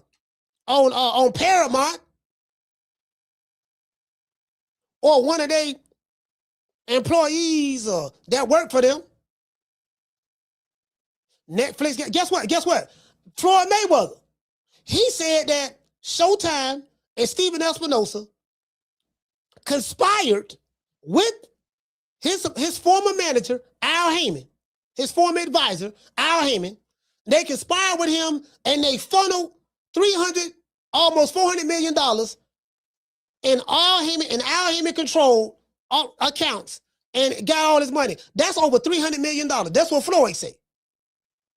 According to your logic, according to you dumbass nigga logic in the comment section of Gucci Man's video, Floyd Floyd was supposed to step down on Al, pull out the Draco, slap him across the head with the pistol, and made him sign the contract to get him back all his money. And he's supposed to went to Steven Espinosa up that fire and made him do this, according to your logic. That's a business dispute. You have attorneys to do that. Yeah, man, Now, guess what? So all that money that you could have paid an attorney to fight to get you out of that contract, guess what? Your criminal attorney finna get that now.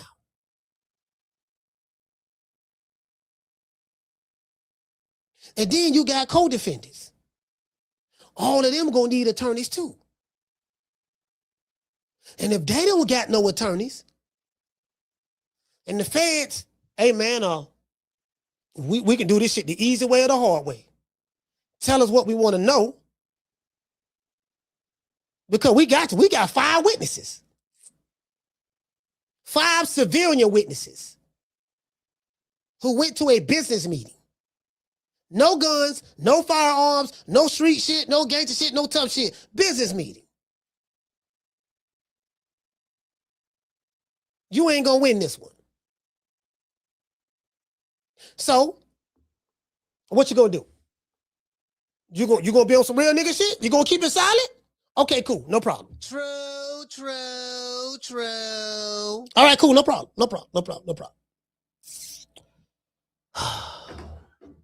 No problem.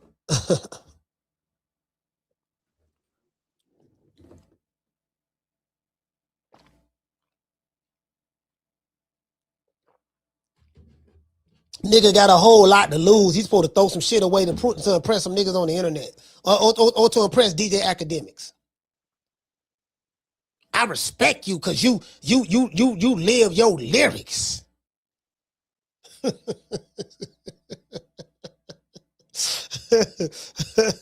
shit, that respect shit ain't gonna do me no good when I got 25 to 30 years in the feds.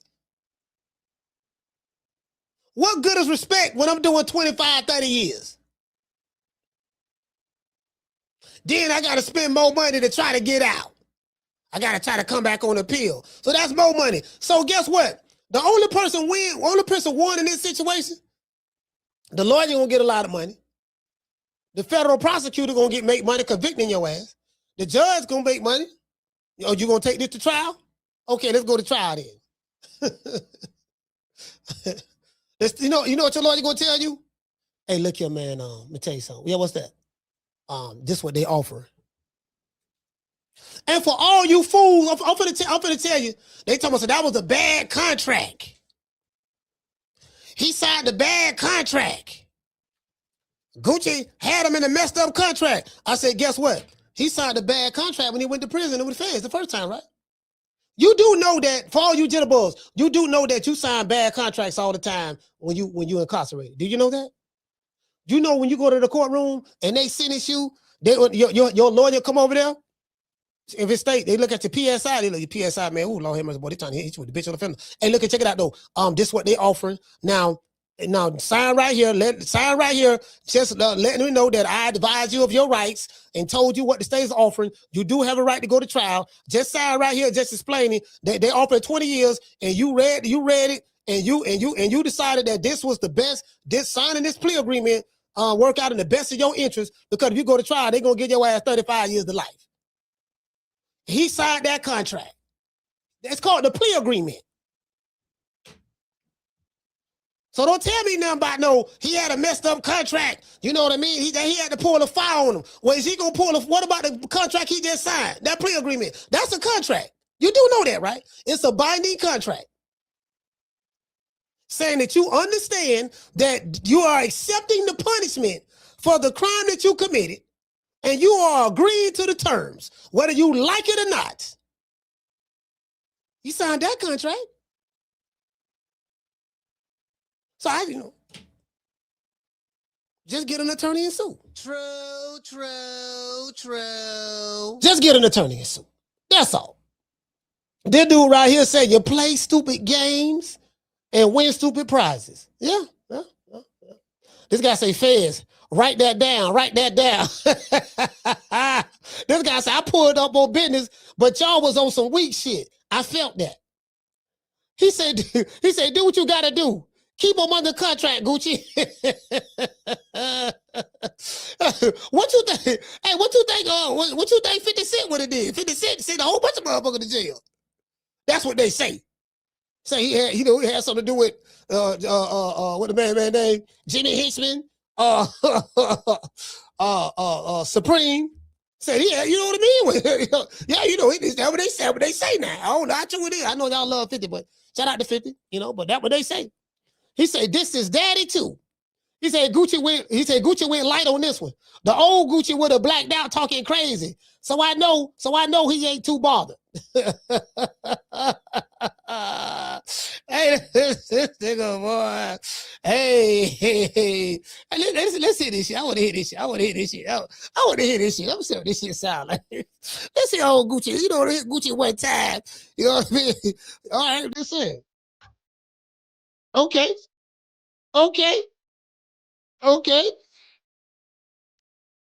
Damn, this bitch got almost 1 million views.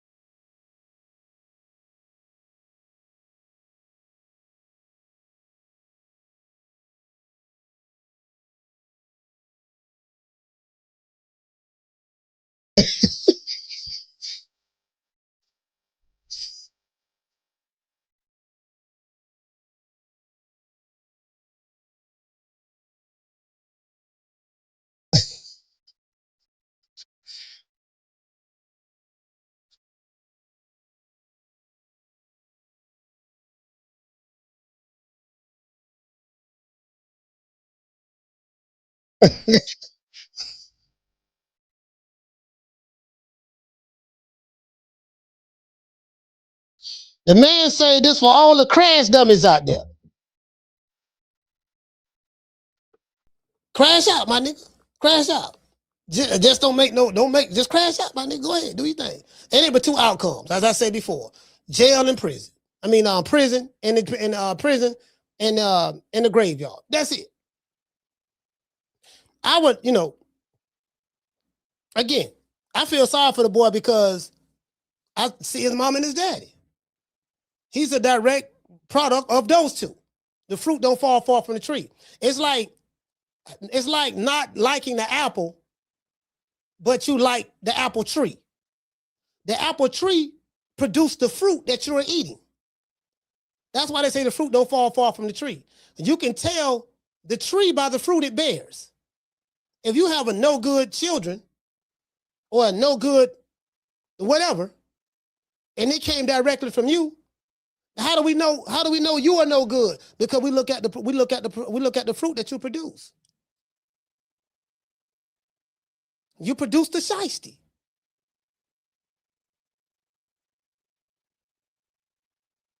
Because you are shiesties. Two shiesties came together and gave birth to a shiesty. This what happens. So it is what it is. You know what it is. You know what I mean? So, hey, what he say? He said that nigga one of the worst rappers I ever heard. Hey, check this out. Hey, Sean T. But I remember, dog, bro, this back, hey, Sean T, this about 2006. Like, the Gucci Man had a little run, right? And then OJ the Juice Man came out. Bro, the shit that you saying, I was like, man, this shit is so dumb. And bro, it was Waka Flocka was out. Somebody came up that video called Short Boy Shorty, because they used to make fun of these niggas, because they were like the dumb, stupid rappers out of Atlanta, right? Waka Flocka, because he's always talking about, Waka Flocka is very intelligent, very smart guy. But I didn't know that at the time. So he was like, Waka Flocka, doing like shaking his dreads and shit. I really think he the one came up with that drill music. Because his music was that, you had the get crunk era. You had that crunk era with Lil Jon. And then of course you had the T.I. and the Jeezus and Gucci's and all that there. They had the little trap music. Well, the trap music really came from what that group is out of Atlanta, Georgia? No, they out of Decatur, Georgia. Phil, was it Phil? Not Phil Mob. They're out of Decatur. Ghetto Mafia. Ghetto Mafia came with the trap. That's who came with it. But anyway, and then after that, you had, then Waka Flocka came with Gucci. And then OJ the Jew Man. I used to laugh at this shit every day. But that shit was bumping. Motherfucker like that shit. I say OJ the Juice Man was worse than Gucci. You talking about, you say he couldn't rap. OJ the Juice Man was worse than Gucci. But it was just like, man, you know what, dog? hey, bro, I was like, you know what, dog? It is what it is, fam. He was worse than Gucci, dog. He was worse than Gucci. But I used to like laugh so much at this old country ass shit. I don't even understand what the fuck this nigga saying. But the shit was bumping, and they liked it. I say, man, did they like the shit? I was like, man, I thought that nigga was trash. At that time, I did. I said, man, this man is trash, bro. No lyrical content, but at that time in Atlanta, you ain't need no lyrics. It was just as long as you had the beat. As long as you had the beat, then I think Future came right after that. I think Future, I think Future came right after that because you had 2 Chainz, but he was with he was Titty Boy at the time. I forgot the group he was with, the other dude he was with. He came out with Paper Bag Boy, Duffel Bag Boy with Lil Wayne. I forgot who it was, but I get what you're saying on that. I remember those days. I'm saying all that to say this. I remember those days. I remember those days. What she said they had bangers. I was turned up in the club. Yeah, hey, Brandon, they did have bangers, though. That is true. Listen, I ain't like their lyrics at all. I said, what the hell is this nigga talking about? This was Fat Gucci. This one, Gucci had a double chin and his stomach was sticking all out. He was talking about some bird, all that shit there. Man, bro, it was the most retarded. It was retarded. Like, if Rolly Romero was a rapper, put it this way. If Rolly Romero was a rapper, he would have fit right in that era. True. If Rolly Romero was a rapper, he would have fit right in that era right there. That stupid, fruity, retarded flow. Shawty, flow so retarded, shawty. Go ahead, let them niggas know, shawty. Let them niggas know, shawty. What time it is, shawty? Let them know, shawty. Let them know. Shout, but shawty. Shout, but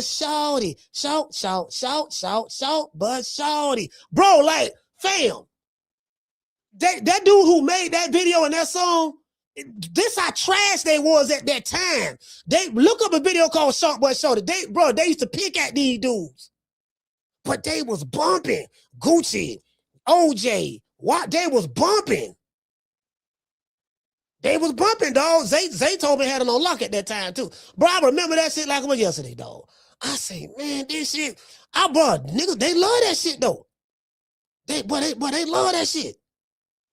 They loved it. I was like, man, shit. Just imagine, bro, like, that's what this sample is. OJ the Juice Man. Hey, okay. I said OJ Jew Man, because that's how he said. OJ Jew Man. I'm like, is he saying OJ the Jew? Like he's a Jew? No, he's saying OJ the Juice Man. But he can't pronounce it that way. OJ Jew Man, don't do talking crazy. Up in your old lady, right, Miss Daisy. Don't nobody know that you know I got the brazy. Me and Gucci Man coming back, and that's amazing. Yeah, like, bro, like, I'm sitting there listening to this shit. My cousins be like, boy, you heard what he said? I tell you how the cousin, right? My cousin young, about 10 years younger than me. Yeah, boy, you heard what he said? Boy, you heard what OJ said? Boy, you heard what he said? Boy, he was talking like this nigga was Rakim or something. You heard what he said? I used to listen. I remember I see Gucci Man. He went on Sway in the morning show, right? He went on Sway. You know, everybody come on Sway. Sway make everybody freestyle. Gucci Man started freestyling. I was like, oh my God.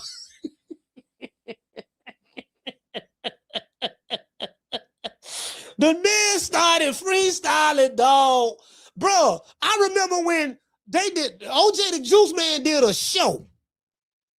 I want to say it was in Detroit. I'm not sure. I want to say it was in Detroit. I could be wrong, but it was either Detroit or New York. It was somewhere. I'm like, my nigga, I can just tell my nigga, just by which geographical location that you doing the show at, they gonna boo your ass. I think he went to New York or Detroit. I'm not sure. They booed this nigga. Because he didn't have no stage play. He was just sitting there, you know what I mean? I'm bouncing, I'm booming, I'm sitting in the bay. Hey, don't gang, he say, don't gang mean, but the rap gang crazy. They call me OJ, and I'm deep up in your lady. And bro, they was booing this dude, bro. I was like, damn, this nigga. You know what I mean? Hey, hold on. That cool boy say, Gucci Man lemonade. Now, I ain't gonna lie. Brandy right. Gucci had some bangers. But it was Zaytoven, fam. The lemonade was fine. I ain't gonna lie. I did like the lemonade. But they tell you why you like the lemonade. You like the lemonade because of the beat and the hook. That's Zaytoven. That's Zaytoven, fam. You really like Zaytoven. That's who it is. You like Zaytoven. Yeah, Gucci came clean with that lemonade, though. He did came clean with that lemonade. Hey, shout out to the natural. What did he say? He said, bro, this is hilarious. Man, hey, look here, man. This shit, just these niggas, man. Hey, I'm gonna have so much fun with this shit, bro. You have no idea. I'm gonna have so much fun with this shit. I'm gonna have so much fun with this shit, bro. Cause, like, bro, I've been wanting to talk about this shit. I'm gonna drop a lot of videos on this hip hop shit. I've been wanting to talk about this shit for a minute because I'm coming with a different perspective. Now, I'm gonna piss a lot of people off. I am. But I'm gonna piss them off with the truth. I got some hell of interviews coming up too. Some hell of interviews coming up for all you real niggas. I got some ex-real niggas that I'm doing interviews with. Some ex-real niggas. Get your idea what you finna face. Yeah. They don't reach out to me and everything. They don't reach out to me and everything. They don't reach out to me and everything, dog. Dead ass is. I got some ex-real niggas that y'all can, that I'm finna be dropping content on. You get what I'm saying? So, shit. I probably can interview my brother. He's a detective, so I can interview him if he want to do it. I don't know if he'll want to do it. I don't know if he'll want to do it though. I don't know if he'll want to do it, but hey, what did he say? He said hello. He said he used ghostwriters for lemonade. I don't care. Use ghostwriters or whatever. I don't know. You get what I'm saying? But all I'm saying is, hey, what did it say? We did say the whole Trap House 3 was fire. Yeah, man, we in the trap. We in the trap. Listen, I ain't got no problem with trap music. Trap music good. I mean, it's talking about hustling and getting money. I ain't got no problem with trap music. It's talking about hustling and getting money. It just, I'm going to tell you what messed it up. Weedy, the drill music. Waka Flocka ushered that in. Before Chief Keef, it was Waka Flocka. You couldn't even, listen, you couldn't play that nigga song without a fight breaking out. Talking about Waka Flocka. I'm finna tell y'all back in the day, hold on, I'm finna tell y'all.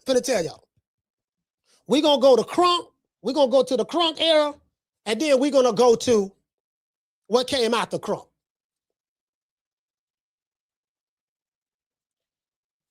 Certain songs you couldn't play in the club without a fight breaking out. Lil Jon, you played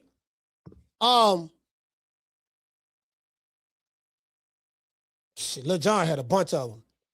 B.I. was one. Hold on.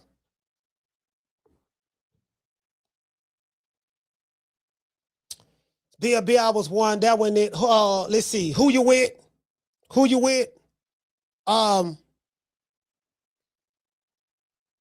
What you gonna do with Too Short? And he said, you couldn't be a better player than me. Even if you fought, yeah, that right there. But it was one he had. It had Crazy Bone and Mystical on it. I forgot the name of that song that had Crazy Bone and Mystical on it. You couldn't play that. You played that. I'm talking about I was living in Orlando at this time. You played that? No, you couldn't play that. You couldn't play that. Yeah, you couldn't play that. That song, Lil Jon, I'm trying to, what's the name of that song with Lil Jon and he had I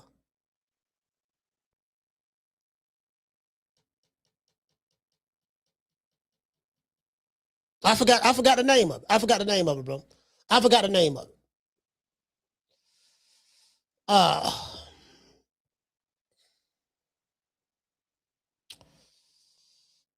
did he say? He said that's not fight music. I'm telling you what was going on where I'm from. That's part of not fight music where you from. That's not fight music where you from. You know what I mean? You know, so you don't know what went on where I'm from. He said, yeah, I don't give a fuck. Yeah, that's the name of it. That's the name of that right there. That was another one. You couldn't play that in the club. I'm saying where I'm from, there were certain songs you couldn't play. I don't know what went on in Oakland. I don't know what went on in New York or whatever the case may be. I'm telling you where I'm from. You know, you couldn't, some shit you couldn't play. It's gonna be some shit. Niggas gonna act up, right? And then after that, I think Waka Flocka came, like after that, years later, whatever, right? And that was I think he ushered in the drill music. His stuff was it was just a whole nother, you get what I'm saying? High energy, shit, you know, like, yeah, I remember that. I remember that. And then I remember and then Chief Keef came after that. Chief Keef came. No, you had what to do? You had Trinidad James came out around that time. I like Trinidad. Trinidad was cool. Then Chief Keef came out. They had the Chicago, you know, that right there. And it ain't been the same. It ain't been the same since. Like, drill there. Yeah, it ain't been the same since. I think around that time, that's when it started really becoming dangerous. So I think what happened was the industry kind of like, they did the same thing with drill music that they did with gangster rap when I was growing up. They kind of like popularized it. It went corporate and mainstream, and they glamorized the violence that the songs was talking about against each other, against people who look like them. And they made a lot of money on it. And then now it's to the point now where rappers getting killed, shot left and right now. You know, like when Pac and Biggie got killed, that was like, damn. Did you get what I'm saying? That shit like, God damn, Pac and Biggie, like Pac got killed. Pac was that huge at that time. And then Biggie got killed like 6 months later. I think it was September. Yeah, 6 months later. I think he got killed March 97. Now, a rapper getting killed is the norm now. That wasn't the norm then. Stuff happened, but it wasn't like accepted as the norm. Now, you expect that to happen now. Now it's like, you know, motherfuckers shooting videos on your grave, disrespecting the, you know, people who ain't here no more. That, you get what I'm saying? They were like, oh, yeah, it's crazy. It's crazy. It's crazy. It's crazy. It's crazy. Yeah. It's definitely crazy. Yeah.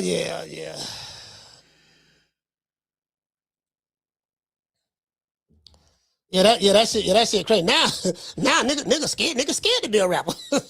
See, you ain't gotta worry about that with Drake. You got Drake. Drake gonna come on. You know, you got Drake, you know, you got let's see.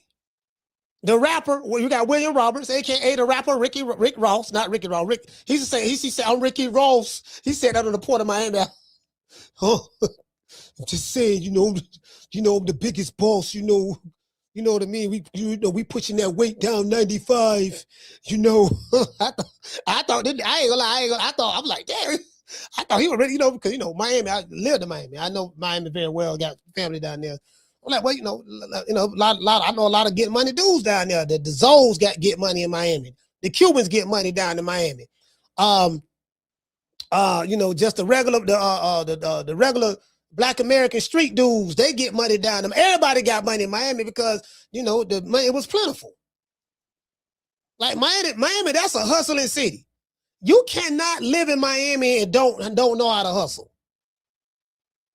That's one city you better have, because the cost of living is so high in Miami. And then Miami has been glamorized on shows like Love and Hip Hop and all of that. But they're not glamorizing Miami. They're glamorizing the other side of the bridge. They're glamorizing the other side of the bridge.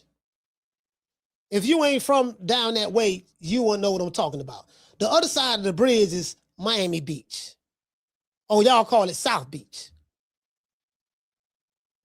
That's where all the fugazi shit go on at. That's where all this go on at. So when you like the locals in Miami, they be like, oh yeah, no, you gotta take that shit on the other side of the bridge. Oh, he be over there. Like, ask anybody from Miami. They go to talk to the motherfucker. Like, yeah, man, he be over there on South Beach all the time. That's an insult. Like, when the motherfucker say that, that ain't no compliment right there. If you ain't from there, you wouldn't know that. That ain't no compliment. Yeah, he be over there on the other side of the bridge. You know what I mean? Because that's what go on over there. So, motherfucker be watching Trina and Trick and all them on Love and Hip Hop Miami. They're just showing the others. They're just showing South Beach. They're all over there. We finna go over here and hit all the stars. They show all the glamorous shit. You thinking, yeah, girl, I'm just finna go down to Miami, girl, and you see what I'm saying? I'm finna go hang out over there with Trick and them be at. They got all the stores and the glamorous life, and I'm pretty, I'm a baddie, and somebody finna see me and spend a bag on me because I look good. I'm like, yeah. Nah, that ain't it. True. Yeah, that ain't it, fam. That ain't it, fam. Shout out to Weedy. That ain't it, fam. That ain't it, fam. Like, girl, it's a whole lot of females that down here look like you. That's on that side. All of them got the same plan. All of them got the same plan. You tricking. If you tricking, ain't nothing wrong with you want to trick, get your money. I ain't knocking that at all. But all of them got the same plan. The dudes who got money that I know, they have options. And unfortunately, you with the baby hair and the long Boquisha eyelashes is not one of them. They got options. They have a higher class to choose from. There's a pecking order. Now, they may dibble and dab in the mud a little bit. It's obvious what you own, what you're about. Got to be careful too, because sometimes some of the women down there set you up to get robbed. They used to do that heavy in the 80s. 80s and 90s, they do that heavy. Got to watch out for that too. If you're not a local, you get caught up in the wrong spot, you get what I'm saying? And you thinking it's one thing, next thing you know, you're getting laid down. So you really gotta know how to maneuver when you go down there. Miami, a big city. You get what I'm saying? So you gotta know that. You gotta know that. Shout out to Yama. Yama say they for entertainment purposes. Yeah, pretty much for the most part. For the most part. For the most part. You get what I'm saying? Just if you go down to Miami, just talk to them. Just go down to Miami, just talk to the locals. They'll tell you. Y'all don't see Miami. Y'all see South Beach. That ain't Miami. It's Miami, but it ain't Miami.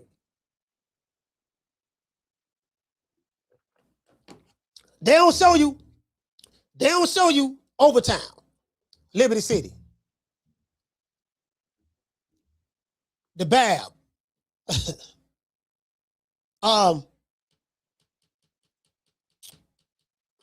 Damn, what's the art district? Wynwood.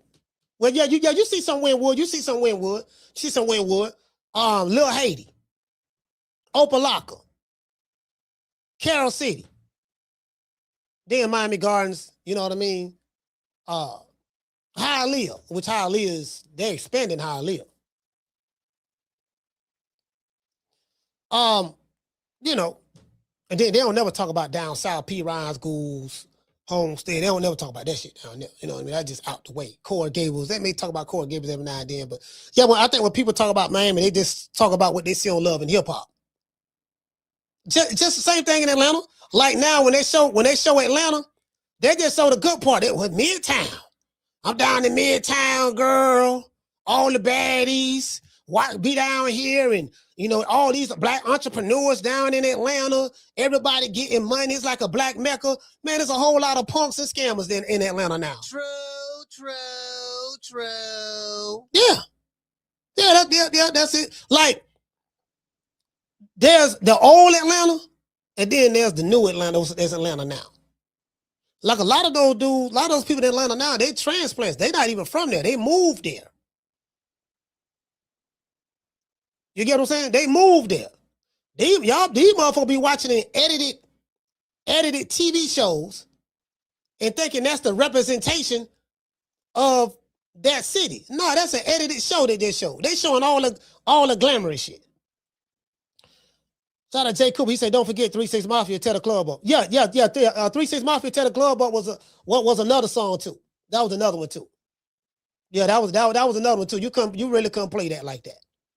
Depending on which club at. Like if you at a hood club, after hour spot, cause like Miami is a city that don't sleep. They pretty much up 24 hours. Very similar to New York. Like strip clubs don't close at like 5, 6 in the morning, something like that. You get what I'm saying? Miami ain't like, like some cities you go in, everything got to be shut down at 12. Or if you're in Orlando, the city shut down at 2 o'clock, 2 a.m. The nightlife, right? Miami, the nightlife, that shit from sun up, damn near the sun, put them up from sun up to sundown. Well, sun down to sun up. Sun down to sun up. For the most part. That's pretty much it. Leave the club, then you can go to an after hour spot. You get what I'm saying? What'd they say? She say, take that shit to trial. Banger. Yeah. Hey, I went to trial one time and lost. Hey, what'd he say? He say the whole England is rooting for Regis to clown this hype job drug cheat. Yeah, again, you know what? I don't know if Regis can pull it off. I don't know if he can pull it off. I mean, Regis Prograis pretty much washed up, to be honest with you, fam. I mean, he's not.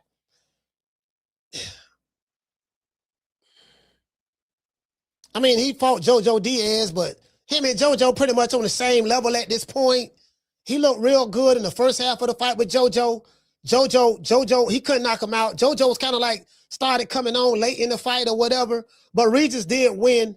But again, I don't think highly of Conor Benn's skills from a boxing skill set standpoint. He do a lot of stuff wrong. So I don't know. I don't want to say that Regis Prograis is pretty much like ass out in this fight. I don't want to say that because Conor Benn is not the greatest boxer in the world. Really, his name is big because of his father. He's a Ben. And then he fought Chris Eubank twice at a catchweight, right? And Chris Eubank beat him the first time. The second time he beat Chris Eubank. So that's it. So I really don't, like, I got to see him in there like with a live dog. Like, I want to see him in there with a Boots Ennis. I want to see him in there with a Virgil Ortiz. I want to see him in there, well, hell, even a Ryan Garcia or a Devin Haney. I need to see him in there with some live dogs. You get what I'm saying? Not no catnip. I need to see him in there with some live dogs so we can see, you know what I mean? Can you fight like your daddy? That's what I'm saying. Do you have the skills that your daddy had? That's all I'm saying. He said I went to South Beach and had a good time in Miami. I bet you did. You went to South Beach.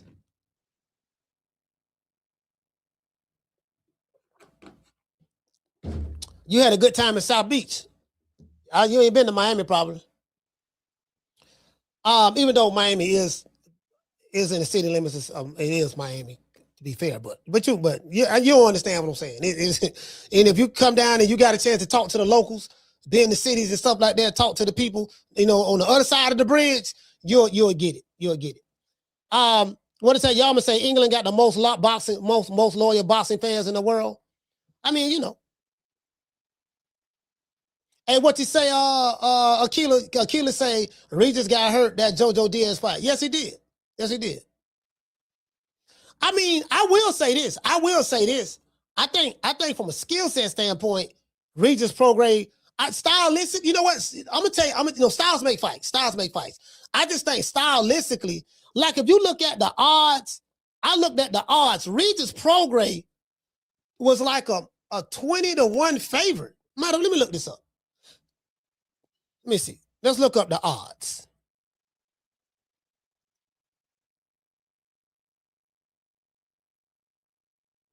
Let's look at the odds.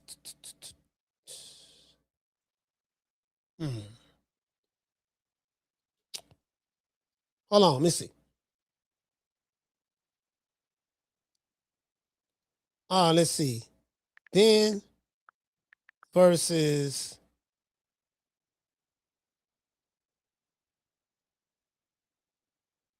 versus Prograis.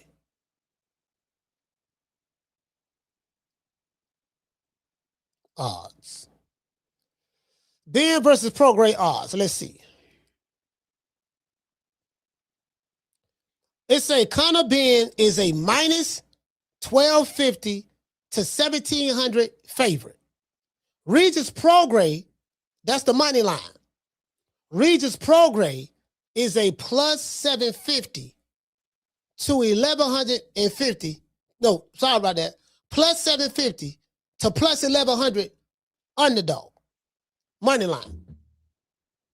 So if you put 100 on Regis Prograis, if he win, you can win $750 money line, or you can win $1,100, depending on which, because depending on who you bet with, their odds is different. I'm trying to figure out, and they got him a heavily favored to win by KO or TKO. Because Regis Prograis is what, 30? I think he's 37 years old. They have him favored to win by KO or TKO. So, I'm like, yeah, you get what I'm saying?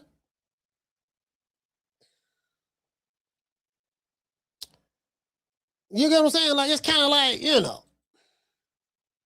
it's kind of like,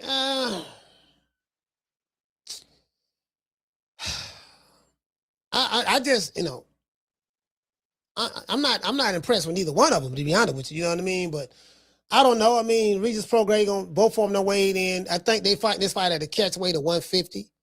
I think they fighting at a catch weight of 150. So, and Conor Benn looked drained at 150. But did he weigh 150? I'm not sure, but I think they're fighting at 150. They came in weighing a little under 150. So, I mean, fighting on the undercard. I didn't even know there was a fight this weekend. I just so happened to be on X, and I always go to Ring. I always look at Ring when I'm on X, and I saw, oh shit, Tyson Fury fighting some dude. I forgot the dude he fighting. And then they showed like a little face-off or whatever. Then they showed Regis Prograis and Conor Benn. And I said, well, you know what? Ain't nobody talking about the American Regis Prograis. Because I just want to show y'all, like I know what move the needle. Like certain headlines and topics I come up with, I already know what the number's going to look like before I even do it. But I do it anyways because, we want to cover the boxing and stuff like that. But I didn't realize that Fury and I didn't know they was fighting tomorrow, bro. So I didn't know, bro. I didn't know. I wasn't really in the loop like that. You know what I mean? Because I was under the impression that Regis Prograis and Conor Benn was going to, because Conor Benn signed the Zuffa Boxing. So I'm trying to figure out, it is what it is.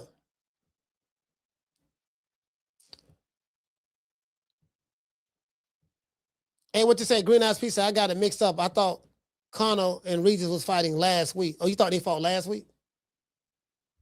Yeah, you see what I'm saying? So I said, let me just talk about the American fighter. And like, as you can see, ain't nobody checking for him. Nobody. Y'all see that now, right? Y'all see that. So I don't want to hear nothing about yeah, man, you know what I mean, man, talking about, like, again, yeah, we can't be talking, they want to talk about the same motherfuckers. Like, Regis Prograis ain't bumping like that. Most of these fighters ain't doing that, bro. Most of these fighters ain't bumping like that. That's why I be looking at these dudes. They be talking about they're a star and they this, they that. I'm like, yeah, you a star on Fight Hype. You a star in the comment section on Fight Hub. You a star on your Instagram, your on X, when you got some people who crazy about you on there, but that's about it, fam. Shit, nigga, I'm more famous than you niggas. True. I'm telling what God love. Like, I'm just saying, you want to try to impress me with your fame and notoriety. I'm like, fam, there ain't nobody even checking for you like that, dog. Like, literally. So,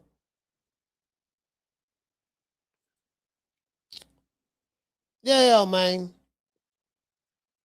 Hold on, what you say? He said, you familiar with Herbert Conseca? No, I don't know. I'm not familiar with him. I never heard of him. Never heard of Herbert Conseca. Never heard of him. I will honestly say this. 90% of these fighters that's fighting in America today, I ain't heard of them. Haven't heard of them. I just am not. Just being honest with you. And I'm not even, you know what I mean? He said, Coach, what's the best betting platform? I have no idea, bro. I'm not a gambler, so I bet head up every now and then, but I couldn't tell you, fam. I'm such a gambling novice. I can't tell you. I told the other people who know how to gamble, and they educate me on, okay, Coach, do you think the fight gonna go 12? No, I don't think it's gonna go 12. Okay, don't bet on the money line then. Bet on this. Which round you think you're gonna knock them out in? Because you get more money this way. Like, I have people educate me on that. I'm not, Yeah, I ain't never heard of them.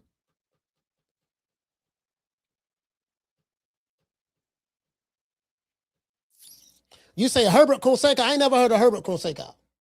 I heard of the Conseca who fought. I think he fought Shakur Stevenson. I heard of Robson Conseca. Robson Conseca, I heard of him. I've heard of Robson Conseca.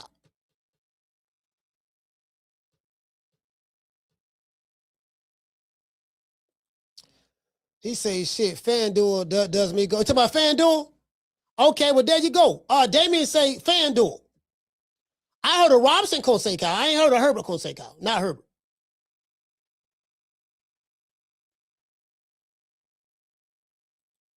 What you say? He's the natural said. You said Robson Conseca? What you say, Akila? Akila said, I think they're related, Coach. They might be related. Hey, Akila, they might be related. You get what I'm saying? So, What'd he say? He said, that's the one I'm talking about, Robson. Oh, okay. Now, if you talk about Robson, yeah, I heard of him. I ain't never heard of Herbert.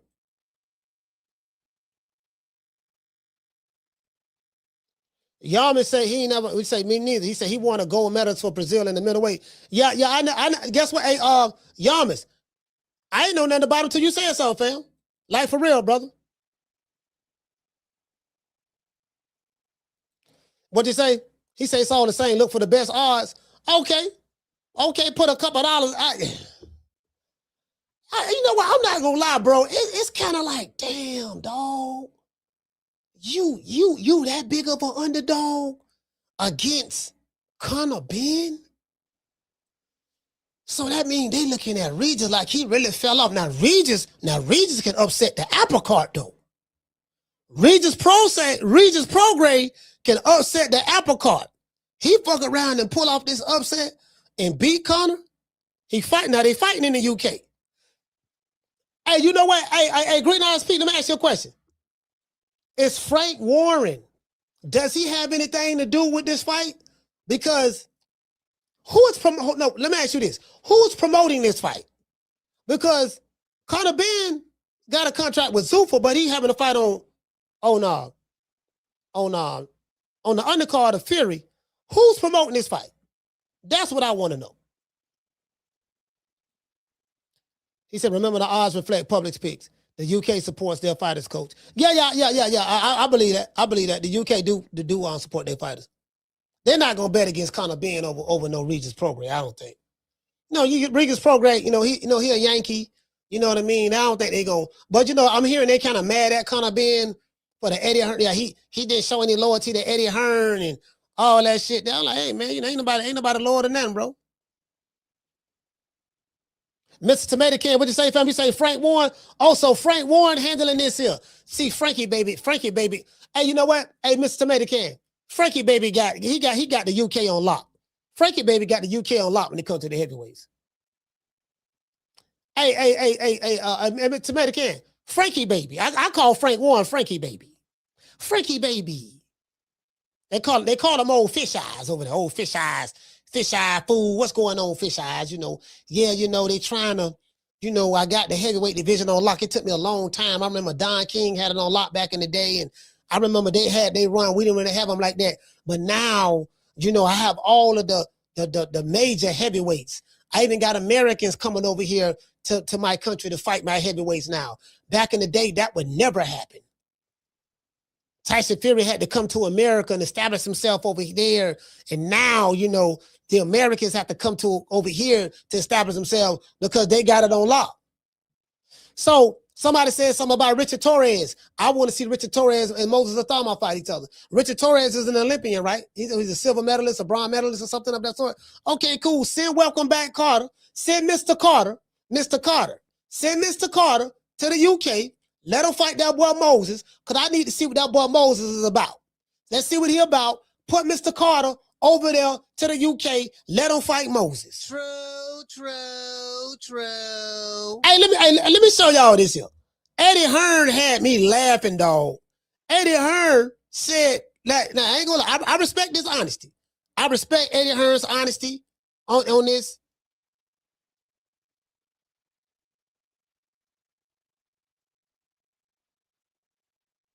Hold on.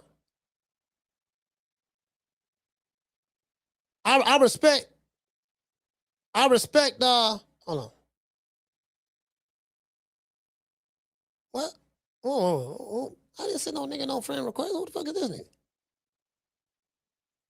Oh, that's my homie. Oh, okay, that's my homie Lonnie. Oh, okay. Okay. See, I don't send niggas friend request. All right. Okay, that's Lonnie. Okay. All right, hold on. Let me see. Damn, what was that? Damn, I forgot what I was looking for. Oh, Eddie Hearn. My bad, Eddie Hearn. What? Yeah. Yeah. Came outside today. Water. Wherever you want to play, talk on. Real nigga though. Real. Shout out to them real niggas out there, man. Them crash dummies. I mean, not the real niggas, the crash. He say, "Push out, look there." Yeah. See this what you like. See this what they like right here. I like, cause you know one thing about me, I'm never gonna push the ignorant shit. Never gonna push the ignorant shit. I'm always push the real. And I don't care nothing about popular opinion.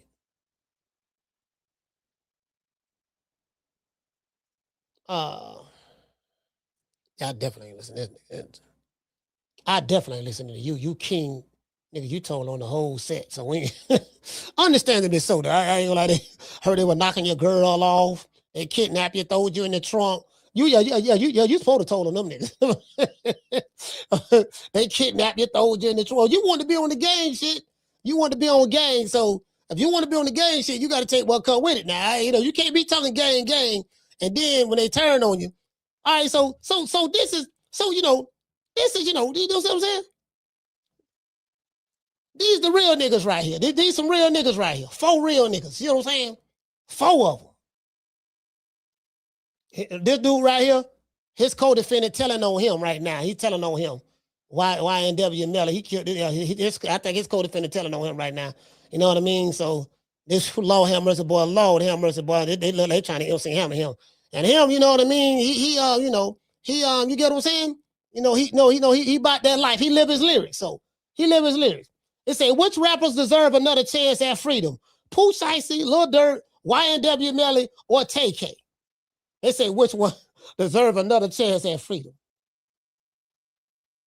This guy said, keep all in.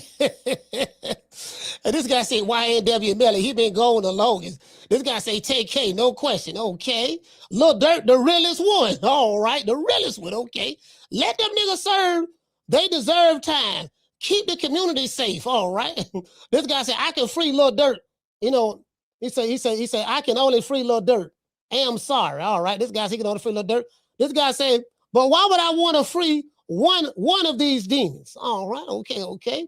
Crime rate went down as soon as the nigga got locked up. But he say none. All 4 of them are bad role models for young black men. Evil people destroying the race for money and admiration. Keep them locked up. Okay. All right. So that's what the people are saying right here. Yeah, they I think the people kind of, I think they kind of, you get what I'm saying? The real niggas though, they about their life. Take my head out to them. Soldiers. This is what it's all about. Okay, cool. Oh, okay. I follow this attorney. I follow this attorney right here on YouTube. I follow this dude right here. Hold on, wait yet. Where this attorney at?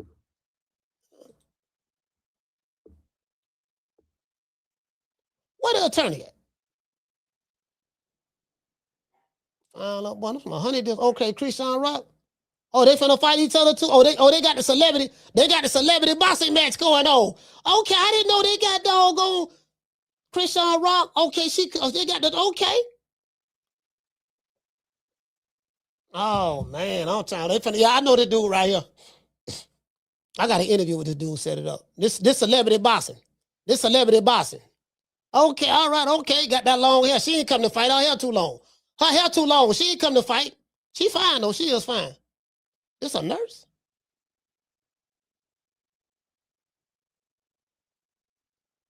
Well, okay. Where is well,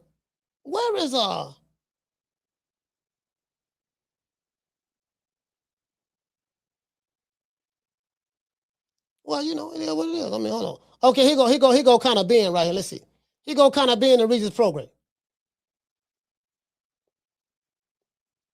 Oh, Conor don't look that bad. He don't look that drained. I thought he looked real drained, but he wasn't that drained. Got Rick Reno over there. Fake mob boss, Rick Reno. Shout out to Rick Reno. Okay, Regis Prograis look pretty good. He like he in shape. He like he in shape. Yeah, you get what I'm saying? All right.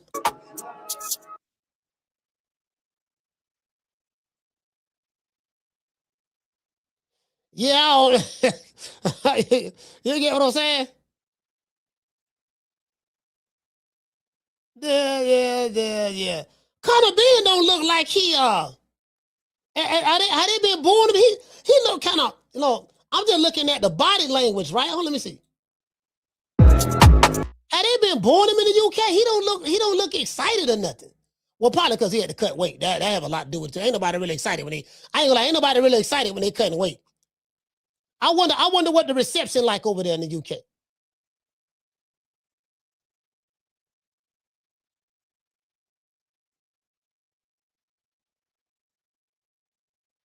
Okay, this Richardson Hitchens talking. I ought to get to him later.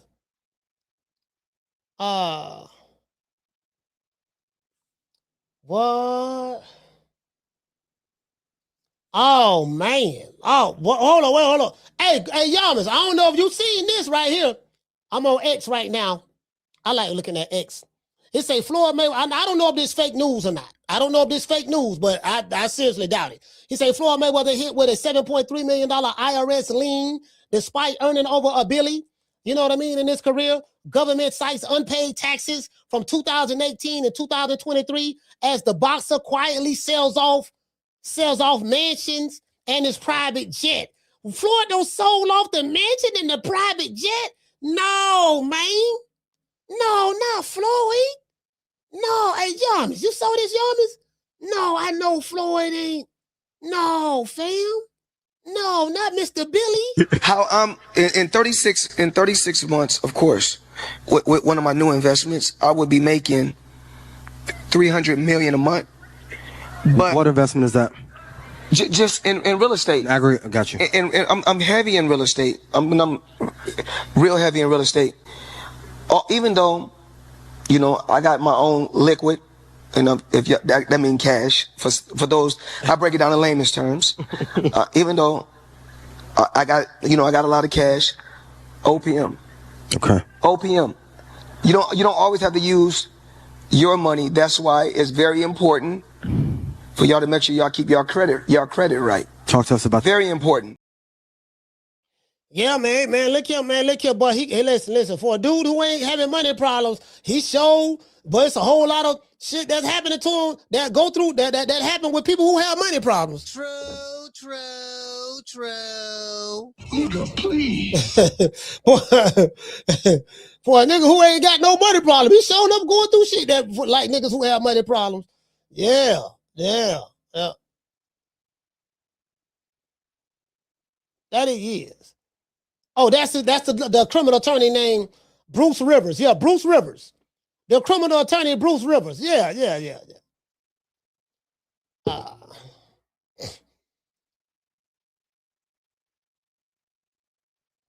Man.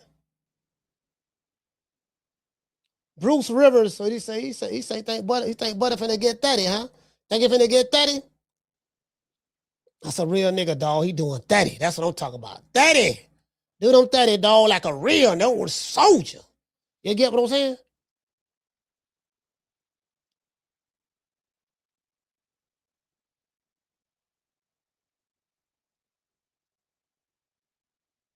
You get what I'm saying?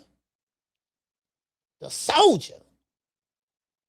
That's what I'm talking about. Just, you feel me?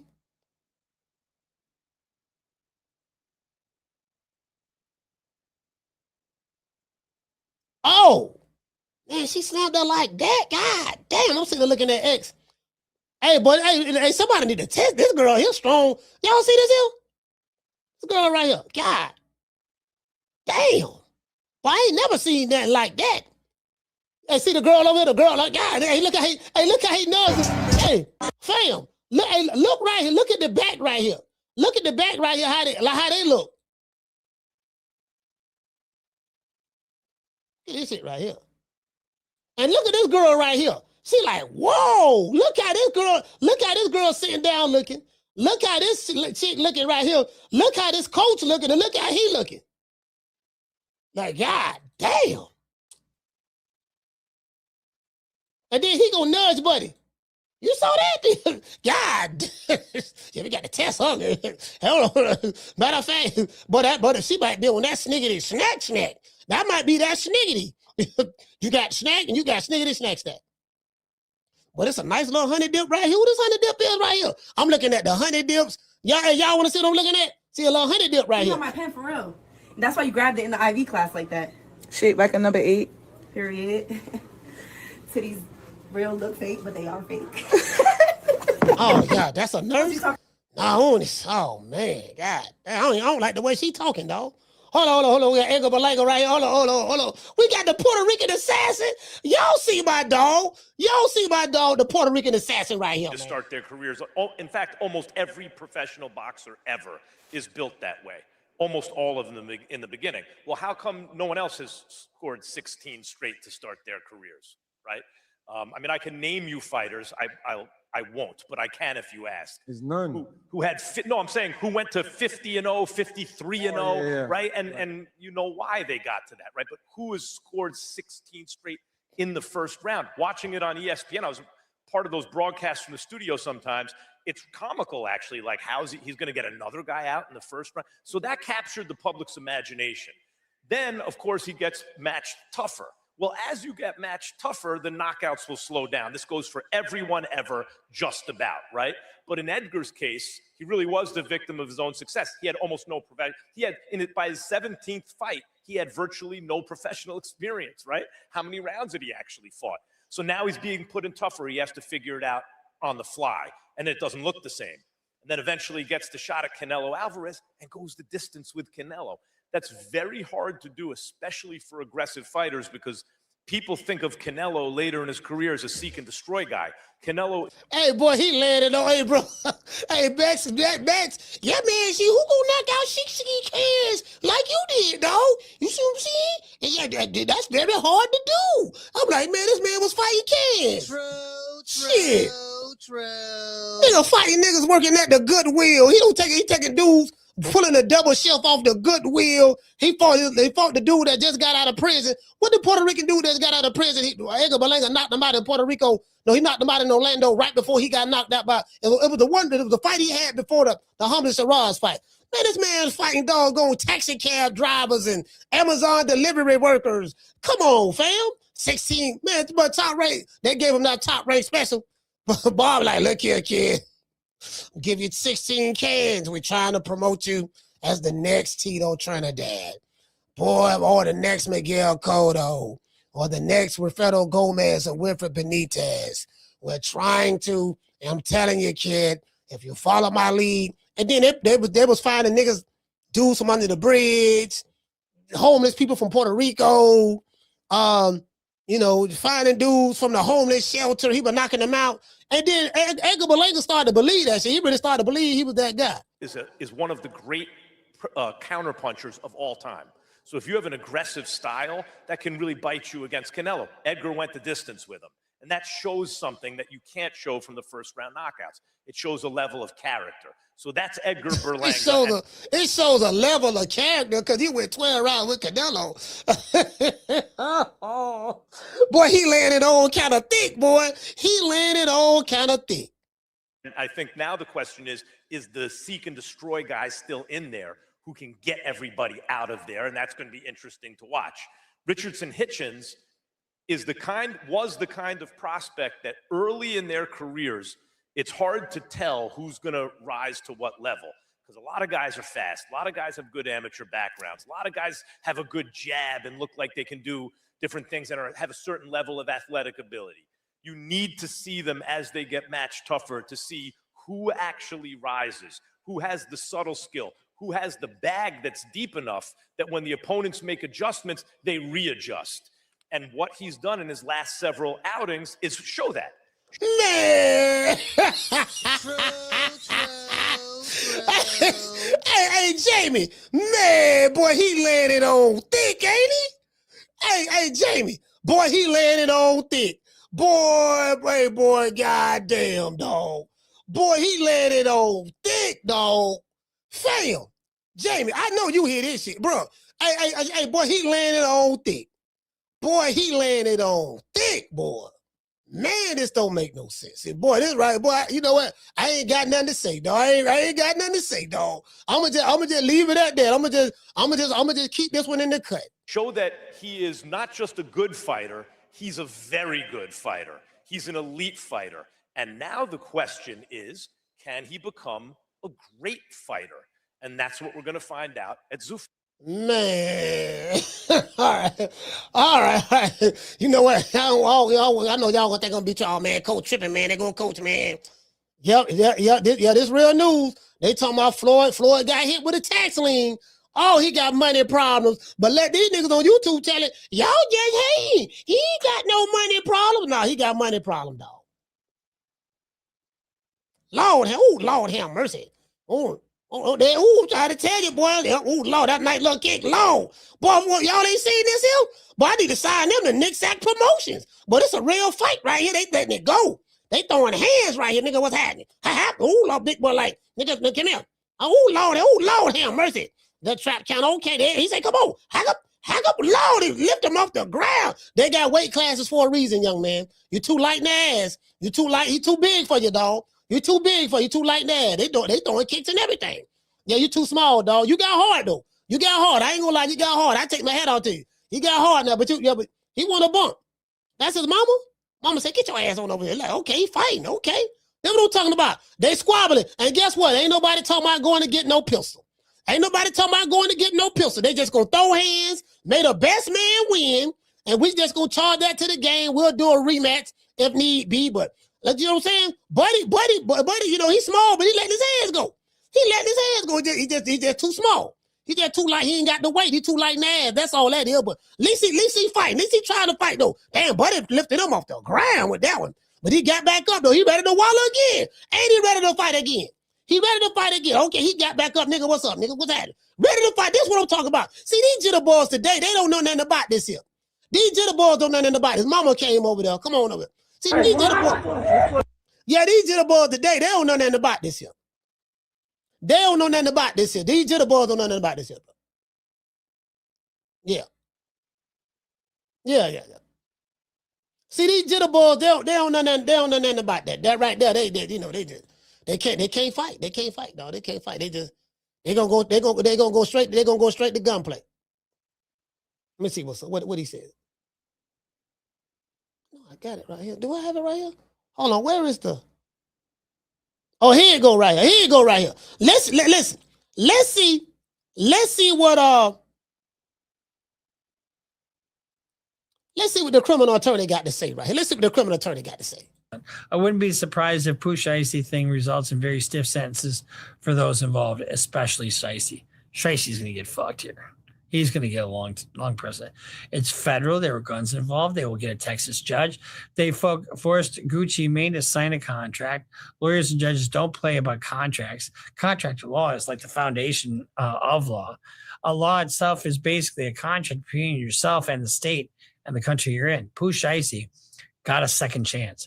Judges hate when you throw away a second chance. Yes, they do. Pooch Icy was on supervised release. Pooch Icy had an ankle monitor on. I'm not saying he'll get 30 years, but if he did, I wouldn't be totally surprised. He will get 30 years for this. He absolutely will. He could probably get 20 years for the underlying crime and then 10 years for the gun. Lord have mercy. Boy, but guess what? He's a real nigga. Last salute. Let's give all the real niggas a round of applause. Soldier. Don't worry about it, dog. I'm gonna be out here for you, dog. Don't worry about it. I'm gonna be out here. I don't know what's gonna happen to your daddy. But I'm gonna be out here for you, dog. Y'all know what time in TI is, man. It is what it is. I want to dedicate this show to them. I want to thank the whole hood who came out here. I love y'all. I did this for the hood. Y'all know I beat that boy. Yeah, man. I'm trying to tell you, boy, like this right here, boy. I'm talking about, man, shit. Let's give everybody a shout out. Let's see. Hold on. You know what? And shout out to the Bronze Bomb. Don't ever forget. When I found you, you was strung out on coke. When I found you, you was like a big house, contemplating about killing yourself. So don't you ever forget who brought you to Big Time Box. I drugged you back. I brought you back. I provided food and put food on your table for your family to eat. And I'm doing it for the second time. So don't you ever forget that. Hey, man, shout out to Schoolo. Yeah, Schoolo, what's happening, fam? Yeah, man, I'm 30, boo, 30. Doing 30, dog, but you know what, dog? I'm telling you, I'm a real one, though. I'm a real one. Real ones do 30. See, you don't know nothing about that. You ain't no real one. Let me see what's up. You ain't no real one, dog. Let me see here we go right here. Oh, that's what that is? Why is that? Yeah, hey, Schoolo, you ain't no real one, dog. You ain't no real one. You see what I'm saying? That's the problem, dog. You ain't no real one. Well, I guess I gotta be like everybody else and saying Al Heyman. I can quit my job now, baby. 6 figures, baby. You feel me? I'm about to But a name. Do you have a name? Oh, nah, I ain't got no name, Name them names, man. They know who they is. Name them names, please. The names need to be named. They know who they is. The Mexican monster. I'm finna send them goons over there right now. Gloria Day and the Set Trips. These niggas don't play. We don't play. You ain't heard, they be tripping. We be tripping. So they swerving on. We swerve on. No faking and no switching.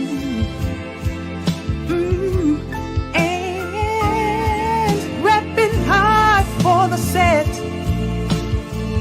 Oh, mamas, it ain't no lie. Because niggas gonna bust.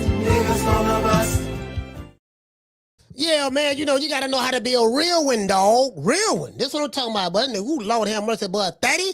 Boy, let me tell you something, man. Let me tell y'all something. Tell you jitterbug something out there. Them white folks got a place for you. I don't care how real, how tough, how hard you is. When they get you, they make the toughest nigga, the biggest, say yes, sir, no, sir. Yes, ma'am, no, ma'am. You gonna say that, bitch. I'm telling you, you gonna say it. The matter of fact, they ain't gonna have to make you say it. After you see an example or two, but I don't see the toughest, the biggest, the baddest. I don't see them motherfuckers cry. Tears. They want to throw that. They want to throw that out there. They ain't got no switches in there, no choppers. When you go in the feds, you gotta. Hey, what car you with? You'll find out all that. You'll find all that out. You know what I mean? Just gotta throw. Just gotta throw that out there. You know what I'm saying, boy? But guess what? Use a real one though. Use a real one. You did. Don't ever forget. When I found you, you was strung out on coke. When I found you, you was like a big house, contemplating about killing yourself. So don't you ever forget who brought you to Big Time Box. I drugged you back. I brought you back. I provided food and put food on your table for your family to eat. And I'm doing it for the second time. So don't you ever forget that. Hey, man, Regis Prograis, man, ain't nobody really thinking about you like that, dog. But I did a show on you, so when you go look online, you're going to say, well, at least one dude did a show about me. Whatever. Yeah, they ain't really thinking about you like that, dog. I just hate to say it, but that's just reality of the situation. Anyway, but shout out to doggone Yarmis. Okay. Shout out to the lovely Akila. Okay. Tony Montana. Okay. Shout out to Keisha. Okay. Shout out to Brandon Sweet Like Candy. Okay. Shout out to Mika. Okay. Summer in November. Okay. Shout out to Mr. Tomato Can. Okay. Chris Legg and his BI. Okay. Shout out to Willie Will Dog. Okay. Who else we got in the building, man? We got Daniel. Okay. Shaku Hands. Okay. Chris LP. Okay. Shout out Big Nuts. Okay. Schoolo X-Man. Okay. Shout out to all them real niggas out there doing 30 on their head. Okay. Shout out to all them jitterboys that's about that life doing crimes and committing robberies and shooting and smoking people and taking their lives. Shout out to you, boy. Woo, boy. Who, Lord have mercy, boy. They got a place for you. Let's see. Shout out to you. Shout out to your dumb ass for crashing out. Shout out to Lex Parker. The what, Mr. Ham. CJ from the 504. Let's see. Kendall Price. The lovely Akila. Lisa Bells. Shout out to Jamie from New York. What else we got in this business, man? We got Tony Montana. We got Kendall. Shout out to the Natural Island. Yeah, man. Yeah, I'm trying to tell you, dog. Real nigga shit. We on that. You know what I'm saying? Don't talk about, boy. I do that. I do 30. I do 30.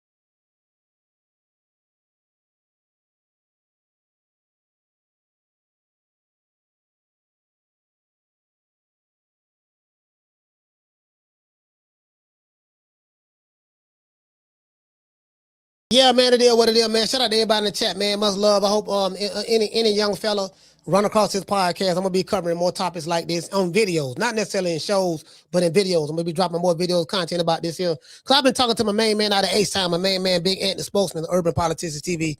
He said, man, coach, man, you got to go ahead and just do this shit, dog. Just start dropping that content, man. I like your perspective on things. He said, you might piss some people off, but you know, that seemed to be what you do. So, you know what I mean? I said, yeah, you know what I mean? So I'm going to take a cue from a young brother out there in H-Town, Urban. Shout out to my main man, Big Ant, the spokesman. Yeah, you know what I mean? Like, I just, I got to give him a different perspective on it. I got some guys I'm going to be interviewing that's really been there, done that, did 20, 30 years. You know, I interviewed one nigga did 30 years at Melvin Farmer. That interview got almost 200,000 views or something like that. You know, because he beefing with Charleston White, so you know what I mean? Melvin did 30 years in prison. 30. Melvin Farmer. The founder of the 8 Trey Crips. That guy did, you know what I mean? So I got to get Ayatollah Mob. You know, just the guys who, hey man, just talk to the jitterbugs, man. I mean, I know it ain't gonna work. I know they ain't gonna listen. They gonna crash out anyways. But just life in the penitentiary. We get to tell some war stories. Shout out to the one, Mr. Ham. Jamie from New York. Akila, and everyone else in the chat that I may have forgotten. I catch you guys on the next one. You know my motto. Don't meet me there, beat me there. Peace. Man, I'm out of here, bro. Let's go. Man, I'm out of here, bro. Let's go.